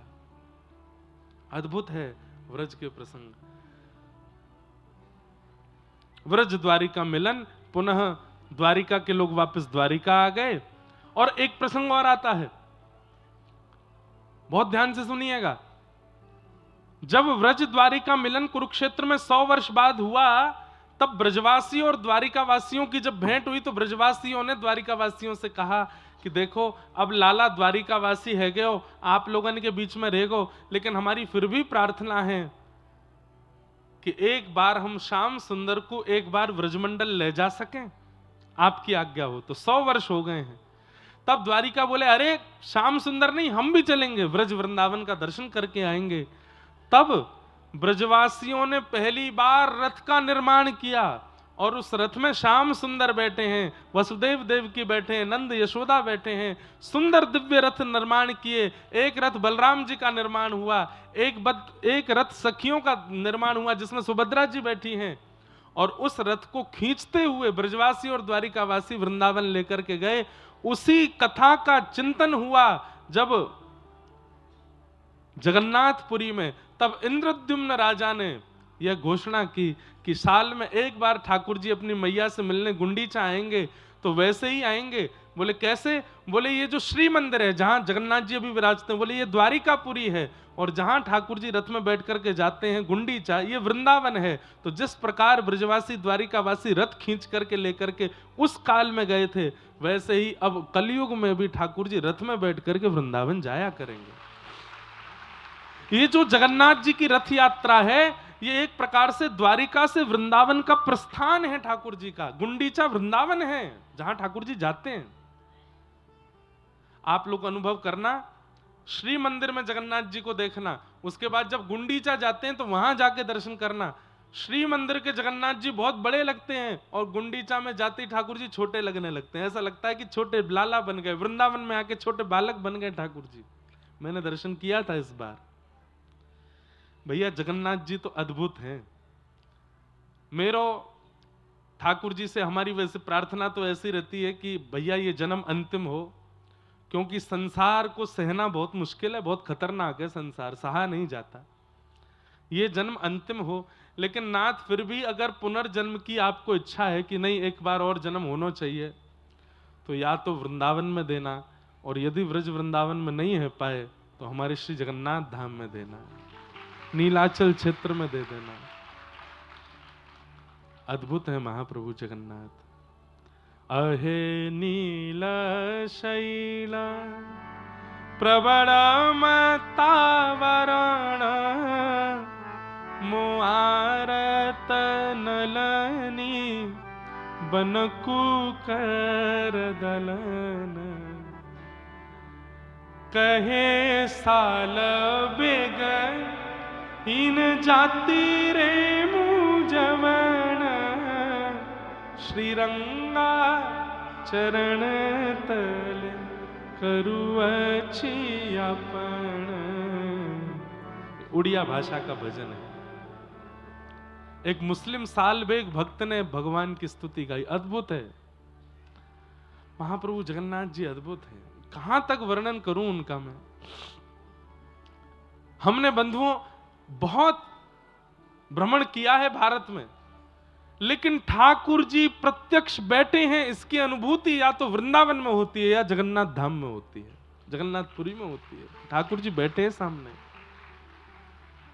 मैं कभी भी मंदिर में दिखने वाले ठाकुर जी को इस भाव से नहीं देखता कि ये पाषाण है, ये मूर्ति है, ये कोई धातु है, ये मार्बल है, या ना, ऐसा ही भाव आता है कि ठाकुर जी हैं। पर कई जगह पर ठाकुर जी हैं, मन में भाव तो आता है, लेकिन उसके बाद आती है चलो ठीक है ठाकुर जी बड़े राजी रहो, प्रेम से विराजो, अब मैं जाता हूं। लेकिन एक तो वृंदावन और एक जगन्नाथपुरी, वहां तो रोंग खड़े हो जाते हैं ठाकुर जी को देख के, और जाने का मन नहीं होता। लोग बाग खींचते हैं हमको, तो पंडा पुजारी और हमारे मठ के लोग सब ले जाते हैं तो व्यवस्थित दर्शन करा देते हैं, लेकिन वहां पर भी मैं इतना ढीठ हो जाता हूं कि मुझे भी खींच के बाहर करना पड़ता, तभी निकलता हूं मैं, नहीं तो जगन्नाथ जी को छोड़ने का मन नहीं करता कि देखते रहे। लगता है कि परमात्मा सामने बैठे, यही है श्री कृष्ण। ऐसे महाप्रभु जगन्नाथ हैं। तू न संभाले तो हमें कौन संभाले, हाँ तू न संभाले तो भैया ये इतना प्रसिद्ध कर दिया आप लोगों ने। छोटे छोटे बच्चे, बिना दांत वाली अम्मा भी यूं करती हैं, जगन्नाथ। एक बार भैया हमारी प्रार्थना से, हमारी तरफ से सब कटनी वासी एक बार जगन्नाथपुरी दर्शन कर आइएगा इस वर्ष। और हमारे रंगनाथ मंदिर कटनी में विराजमान है, इस नाते से हम आप सब कटनी वासियों का घर भी है वहां पे, जीयर स्वामी मठ। पहुंच जाइएगा महाराज जी के पास, बढ़िया प्रेम से दाल महाप्रसाद पाइएगा और जाइएगा, महाप्रभु जी का दर्शन करिएगा। जगन्नाथ, खड़े नहीं होना, बैठे बैठे गाओ। जगन्नाथ चकानैन, हे जगन्नाथ चकानैन, नीलाचल वारे तू न संभाले तो हमें कौन संभाले, ओ तू न संभाले तो हमें कौन संभाले, हाँ तू न संभाले तो हमें कौन संभाले, ओ तू न संभाले तो हमें कौन संभाले। हे जगन्नाथ स्वामी मेरे नैनों के तारे, जगन्नाथ स्वामी मेरे नैनों के तारे। इतनी संख्या में बैठे हो भैया, अब हम चले जाएंगे, कल से आपको कोई परेशान नहीं करेगा, बढ़िया घर में ही रहिएगा, कहीं बाहर आने जाने की कोई दिक्कत नहीं होगी आप लोगों को। आज थोड़ी देर की बात और है, थोड़े सीधे बैठ कर के पूरे वेग के साथ में ऊंचे स्वर में गा लीजिए, जगन्नाथ स्वामी मेरे नैनों के तारे, जगन्नाथ स्वामी मेरे नैनों के तारे, हो मेरे सब्र काज स्वामी आप संभाले, हो मेरे सब्र काज स्वामी आप संभाले। मेरे जगन्नाथ चकानैन, जगन्नाथ चकानैन, नीलाचल वारे तू न संभाले तो हमें कौन संभाले, ओ तू न संभाले तो हमें कौन संभाले, ओ हमें तू न संभाले तो हमें कौन संभाले, हो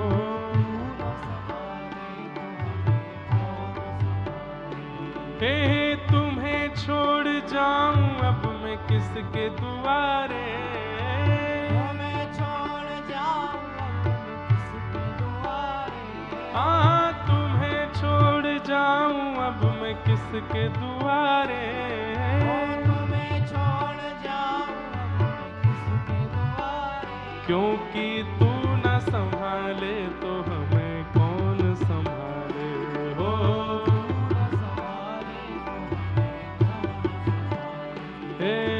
तू न संभाले तो हमें कौन संभाले, हो तू न संभाले तो हमें कौन संभाले।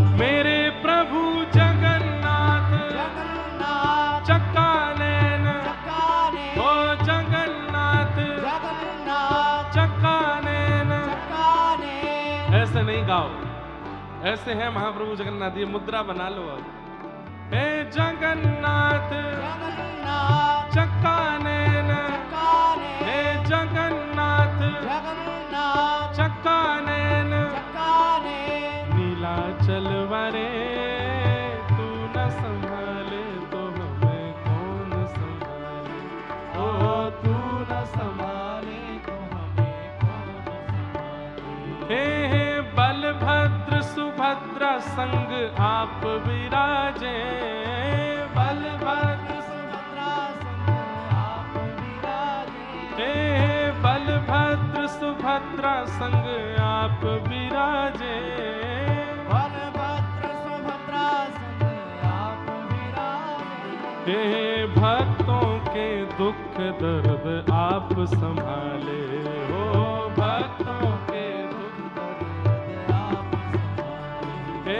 हे भक्तों के दुख दर्द आप संभाले, हो भक्तों के दुख दर्द आप संभाले। हे जगन्नाथ चक्का नैन, हे जगन्नाथ चक्का नैन, ओ नीलाचल वरे तू न संभाले तो हमें कौन संभाले। हो तू न संभाले तो हमें कौन संभाले। हाँ तू न संभाले तो हमें कौन संभाले। हो तू न संभाले तो हमें कौन संभाले। हे तू न संभाले तो हमें कौन संभाले। हो तू न संभाले तो हमें कौन संभाले। बैठ जाओ, सब लोग बैठ जाओ। ठाकुर जी की ऐसी मधुर लीला हुई। तत्पश्चात भगवान के सखा श्री सुदामा जी से ठाकुर जी का मिलन हुआ और सब लीलाएं हुई। भगवान ने यदुवंशियों को खूब समझाया कि भैया संतों का अपमान मत करना, नहीं तो मैं रक्षा नहीं करूंगा। शाम्ब को साड़ी पहना करके संतों का अपमान किया। संतों ने शाप दे दिया कि इसके गर्भ से लोहपिंड जन्म लेगा, संपूर्ण यदुवंश नष्ट होगा। और देखते ही देखते यह हो गया। यदुवंश के नाश का कारण यदुवंशी ही बन गए। दाऊ दादा क्षीर सागर में प्रवेश कर गए। भगवान एक वटवृक्ष के नीचे बैठ कर के ज्ञान उपदेश करते हुए तिरोधाय प्रविष्टोयम श्रीमद् भागवतार्णवम, अपनी लीला को संवरण करते हुए श्री ठाकुर जी भगवत धाम को प्रस्थान कर गए। उद्धव जी महाराज को बद्रीनाथ भेज दिया। श्री अर्जुन जी वृंदावन जा रहे थे कृष्ण पटरानियों को लेकर के, पर ठाकुर जी ने बीच मार्ग में आके अपहरण कर लिया। तत्पश्चात सब लीलाएं चलती रहीं। यहाँ पांडवों ने स्वर्गारोहण किया। अपने वंशधर परीक्षित को राज्य गद्दी पर बिठाया। परीक्षित के द्वारा एक अपराध हो गया जिसके कारण 7 दिन में मरने का श्राप लगा। सुखदेव जी ने आके कथा सुनाई। आज 7वां दिन कथा विश्राम हुई। तक्षक सर्प ने आकर के परीक्षित का स्पर्श किया। 5 भौतिक देह जल करके नष्ट हुआ और उनकी दिव्य आत्मा रथ एक विमान में आरूढ़ होकर के भगवत धाम को प्रस्थान कर गए। बोलो भक्तवत्सल भगवान की। मार्कंडे ऋषि को प्रलयकालीन दर्शन आदि आदि सब कथाएं हैं, सबको हम प्रणाम करते हैं। बंधुओं, आप सब कटनी वासियों को बारंबार वंदन करते हैं। श्रीमद् भागवत जी के 2 श्लोक हैं, लेकिन मैं उनका वाचन बाद में करूंगा। उससे पहले मेरी प्रार्थना है कि हमारे पूज्य महाराज जी, स्वामी जी महाराज अपना आशीर्वाद एक बार दे दें। कोई भी व्यक्ति श्रीमद् भागवत जी के इन 2 श्लोकों का वाचन किए बिना यहाँ से नहीं जाए। अंतिम श्लोक हम लोग बोलेंगे, उससे पहले स्वामी जी का आशीष मंगलाशासन सब लोग श्रवण कर लें। उसके बाद फिर भागवत जी के अंतिम 2 श्लोकों का जल्दी जल्दी वाचन करेंगे। और फिर हमारी एक प्रार्थना है, अगर आप स्वीकार करो तो। वो प्रार्थना ये है कि 1 बज गया है, हमको हर हाल में 2 बजे विमान पकड़ना है और जाना है जबलपुर। और अगर विमान 2 बजे के बाद उड़ेगा यहाँ से, तो फिर जोधपुर में उसको उतरने नहीं दिया जाएगा। क्यों? क्योंकि वहाँ 5 बजे के बाद में संध्या हो जाती है और मिलिट्री एयर स्पेस है, इसलिए वहाँ पर फिर हम नहीं उतर पाएंगे।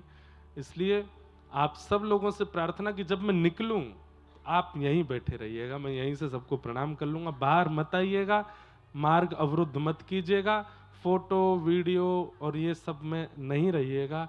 मैं बहुत, हाँ, जो जो सामग्री है आगे आगे देके यहाँ पहुँचवा दीजिए, हम सब लेके जाएंगे। बाकी आप स्वयं मत आओ, सामग्री यहाँ भिजवा दो कोई लाए हैं तो, बाकी आप सब लोग अपने स्थान पर ही रहिएगा, हम यहीं प्रणाम करके प्रस्थान कर जाएंगे। जय श्री कृष्ण। सब लोग बिल्कुल शांति का परिचय देते हुए 2 मिनट महाराज जी का आशीष श्रवण करें, तत्पश्चात हम लोग अंतिम श्लोक गाएंगे। भारद्वाज कुलारविंद तरणी नीलाचले सेवितं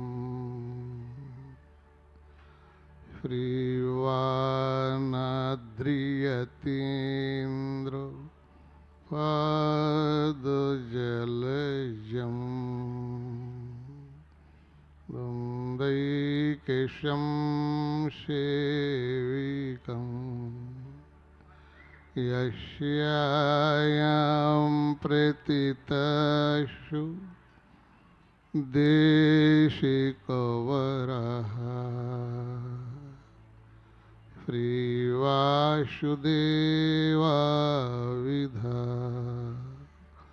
वन्देऽहं गरुडध्वजं गुरुवरम् भक्ति प्रकर्षोज्ज्वलम् लक्ष्मीनाथ समारंभा नाथयामुनमध्यमा अस्मदाचार्यपर्यन्ता वन्दे गुरुपरम्परा धीरसमीरे यमुनातीरे वसति वने वनमाली गोपीपीन पयोधर मरोदन गोपीपीन पयोधर मरोदन चंचल कर युगशाली चंचल कर युगशाली धीर समीरे यमुना तीरे वसति बने वनमाली। श्रीमद्भागवत महापुराण ज्ञान यज्ञ की, श्री सुखदेव भगवान की, श्री गोदा रंगनाथ भगवान की, श्री भास्कर श्री रामानुज स्वामी जी महाराज की, समस्त भागवत गोष्ठी की। परम मंगलमय परात्पर अखिल कोटि ब्रह्मांड नायक श्रिया श्रियापति अकारण करुणा वरुणालय व्यासपीठ को, व्यास स्वरूप सुखदेव भगवान को मैं आपके चरण बंदन नमस्कार करता हूँ। समस्त हमारे विद्वद्गण यहाँ जो विराजमान हैं, छात्र बंधु बांधव मातृशक्ति सभी मेरा बंदन प्रणाम। समय मुझे बहुत कम मिला है, बोलने की इच्छा बहुत है। 2 घड़ी में राजा खंटवांग ने अपने जीवन को संभाल लिया था। हो सकता है 2 घड़ी के समय मुझे भी मेरा लाला ने दिया है, सुख स्वरूप मेरा भी जीवन सफल हो सकता है, ऐसा मेरे को आशा है। ज़्यादा मैं क्या कहूँ, किसकी प्रशंसा किसकी बड़ाई क्या करूँ। हमारे व्यास स्वरूप वास्तव में कल श्री परम भागवत श्री कृष्णचंद्र जी शास्त्री ठाकुर जी अंतर्राष्ट्रीय संत यहाँ कल विराजमान थे। कल मुझे ऐसा लग रहा था ऋग्वेद और सामवेद दोनों आ गए हैं।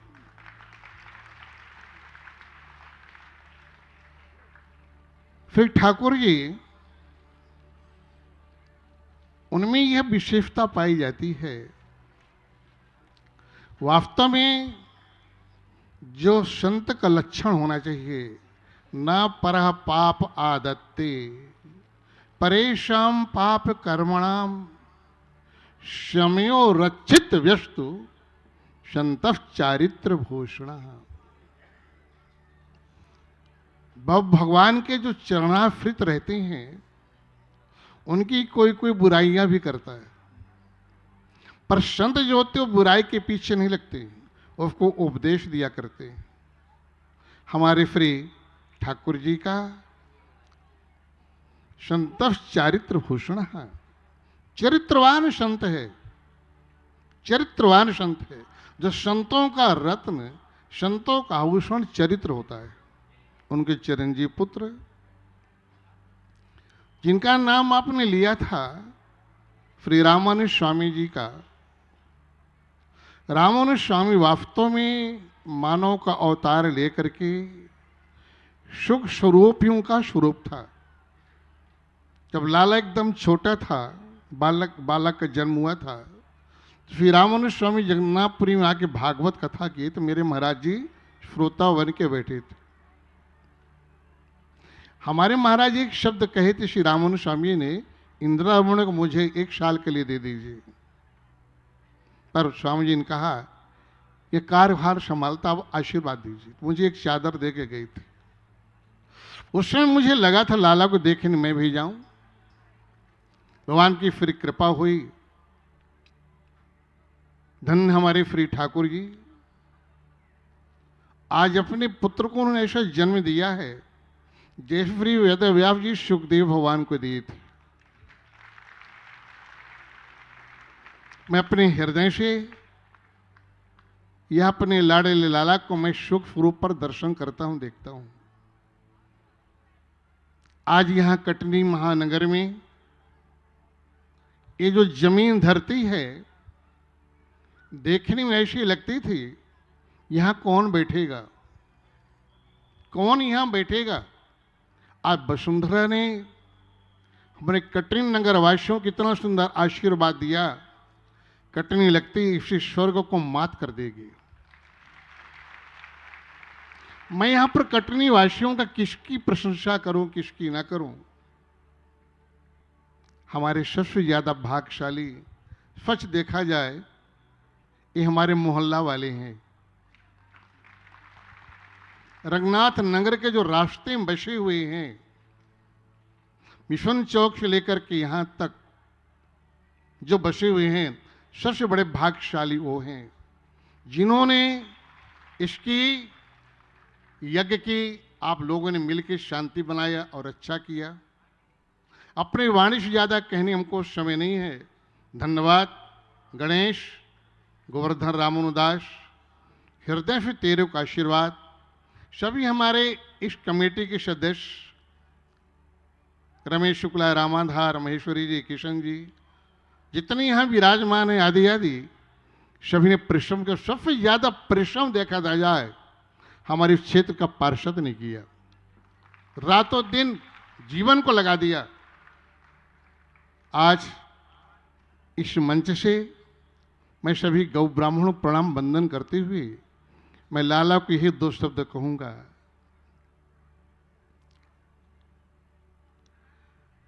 ये भक्त जो हैं ये तेरे हैं, जब कभी तुम्हारी याद करें हर एक जगह छोड़ के आ जाना।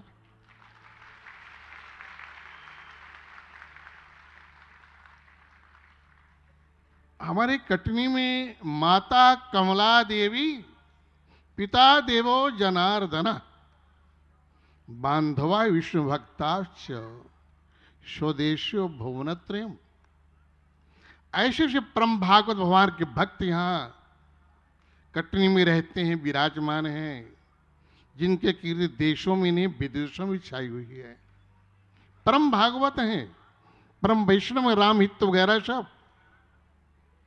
आज हमारे कटनी नगर के वास्तव में प्रशासन की इतनी मदद और सहायता मिली है जो आज हमको सुरक्षित यह भक्त मंडली देखने में आ रही है।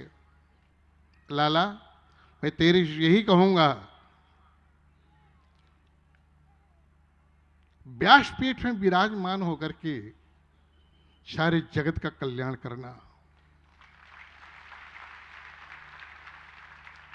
श्रीमद्भागवत महापुराण यह कोई पोथी नहीं है।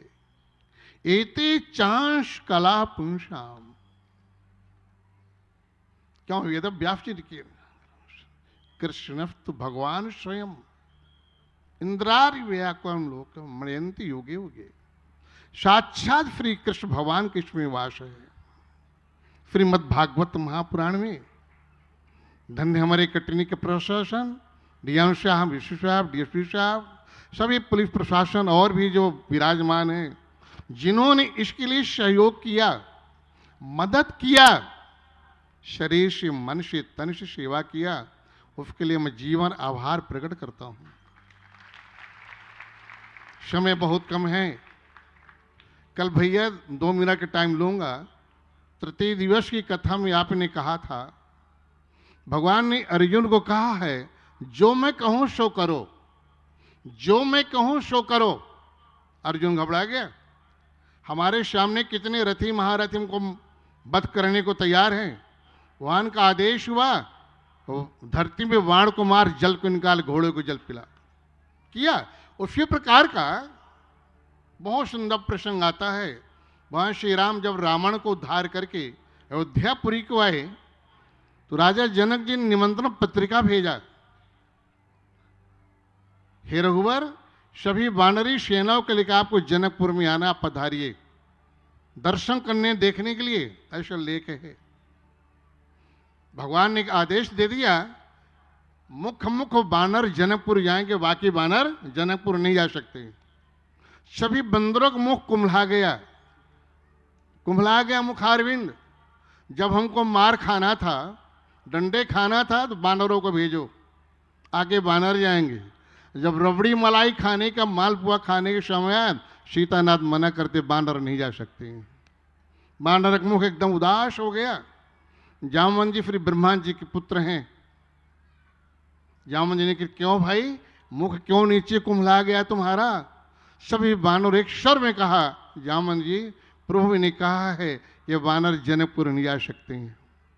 अच्छा, घबराओ मत, मैं आ रहा हूं। प्रभु के शरण में गए जामवन जी, हे दीनानाथ भक्तवत्सल, ये बंदर जो कपि हैं ये उदास हो गए, इनकी गारंटी तुम लोगे? हाँ, मैं गारंटी लूंगा, बानर कोई उपद्रव नहीं करेंगे। अतः बोल दो, सब चलें। रघुनाथ जी आदेश दे दिए, जैसे भगवान श्री कृष्ण अर्जुन का आदेश दिए थे, व्यासपीठ सुखदेव जी बोले थे, जो मैं कहूं सो करो। जामवंत एक शब्द कहे, हे वानरों, जो मैं कहूंगा तुमको करना पड़ेगा। जी हाँ, अवश्य अवश्य अवश्य। जनकपुर सब कोई गए, बढ़िया थाल लग रही है सुवर्ण की थालों में। जितने वानर गए थे सब, अंगद, सुग्रीव, हनुमंत सब विराजमान थे। नल ईद, ओहो, अब देख रहे हैं जामवंत जी क्या कर रहे हैं। चुपचाप जामवंत बैठे, बानर भी बैठे। सबसे लास्ट में आम का फल लगा, आम का फल। प्रसाद पाने के समय हो गया था, आम का फल लगा। जामवंत जी हाथ में ले लिए, सब बानरों ने भी हाथ में ले लिया आम का फल। जामवंत जी उसको पकड़ के दबाए, गुठली ऊपर हो गई। बंदर दबाए, जामवंत गुठली को पकड़ने के दौड़े, उठे ऊपर को, सारी बानर ऊपर उठ गई, सारी बानर उठ गई। जनक जी को बहुत आनंद आया, तो ये मेरे लाला, ये मेरी राम जी की सेना बैठी है, सब बानर है। लाला की कथा सुन के सब बानर मेरे लालायित हो गए थे। तेरी कथा सुनने के मेरे सब बानर सब आए हैं, माताएं, बहनें, बेटियां सब। इनके द्वारा कुछ तेरे को दर्शन करने के लिए आतुर होते थे। आशीर्वाद, ऐसे आपको आशीर्वाद प्रदान मेरी माताओं को, बहन भाइयों को आपको मिलता रहे। जिस वक्त मेरी कटनी के भक्त वृंद याद करने, लाला दौड़ के तू आ जाना। सभी को मंगल कामनाएं। हमारा संदेश मैं पुनः भगवान से निवेदन करूंगा, गोदा रंगनाथ भगवान से, लाला को जल्दी बुला लेना। ऐसी आशा लग रही है।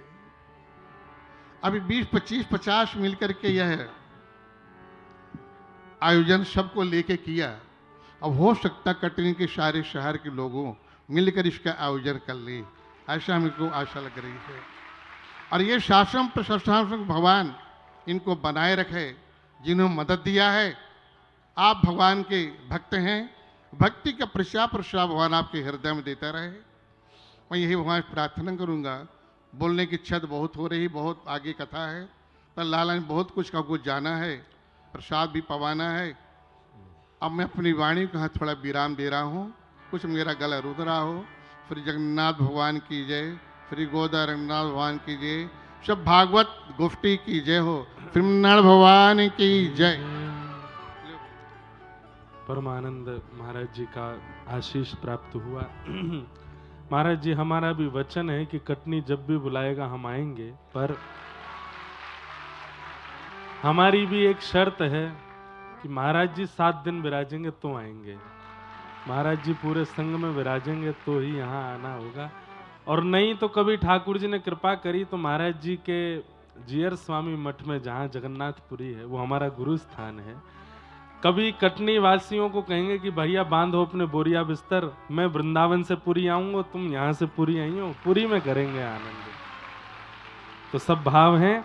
आइए भागवत जी के अंतिम श्लोक को सब लोग मेरे साथ में 2 बार कहेंगे।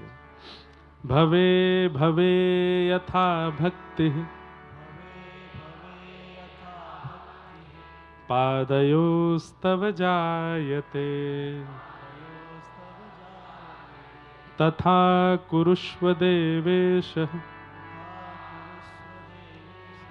नाथस्त्वं नो यतः प्रभो।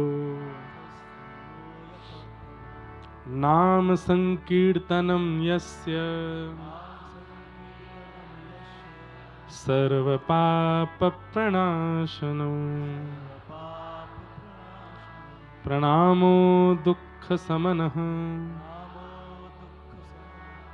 तं नमामि हरिं परम्।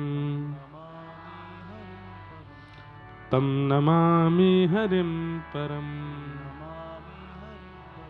तं नमामि हरिं परम्।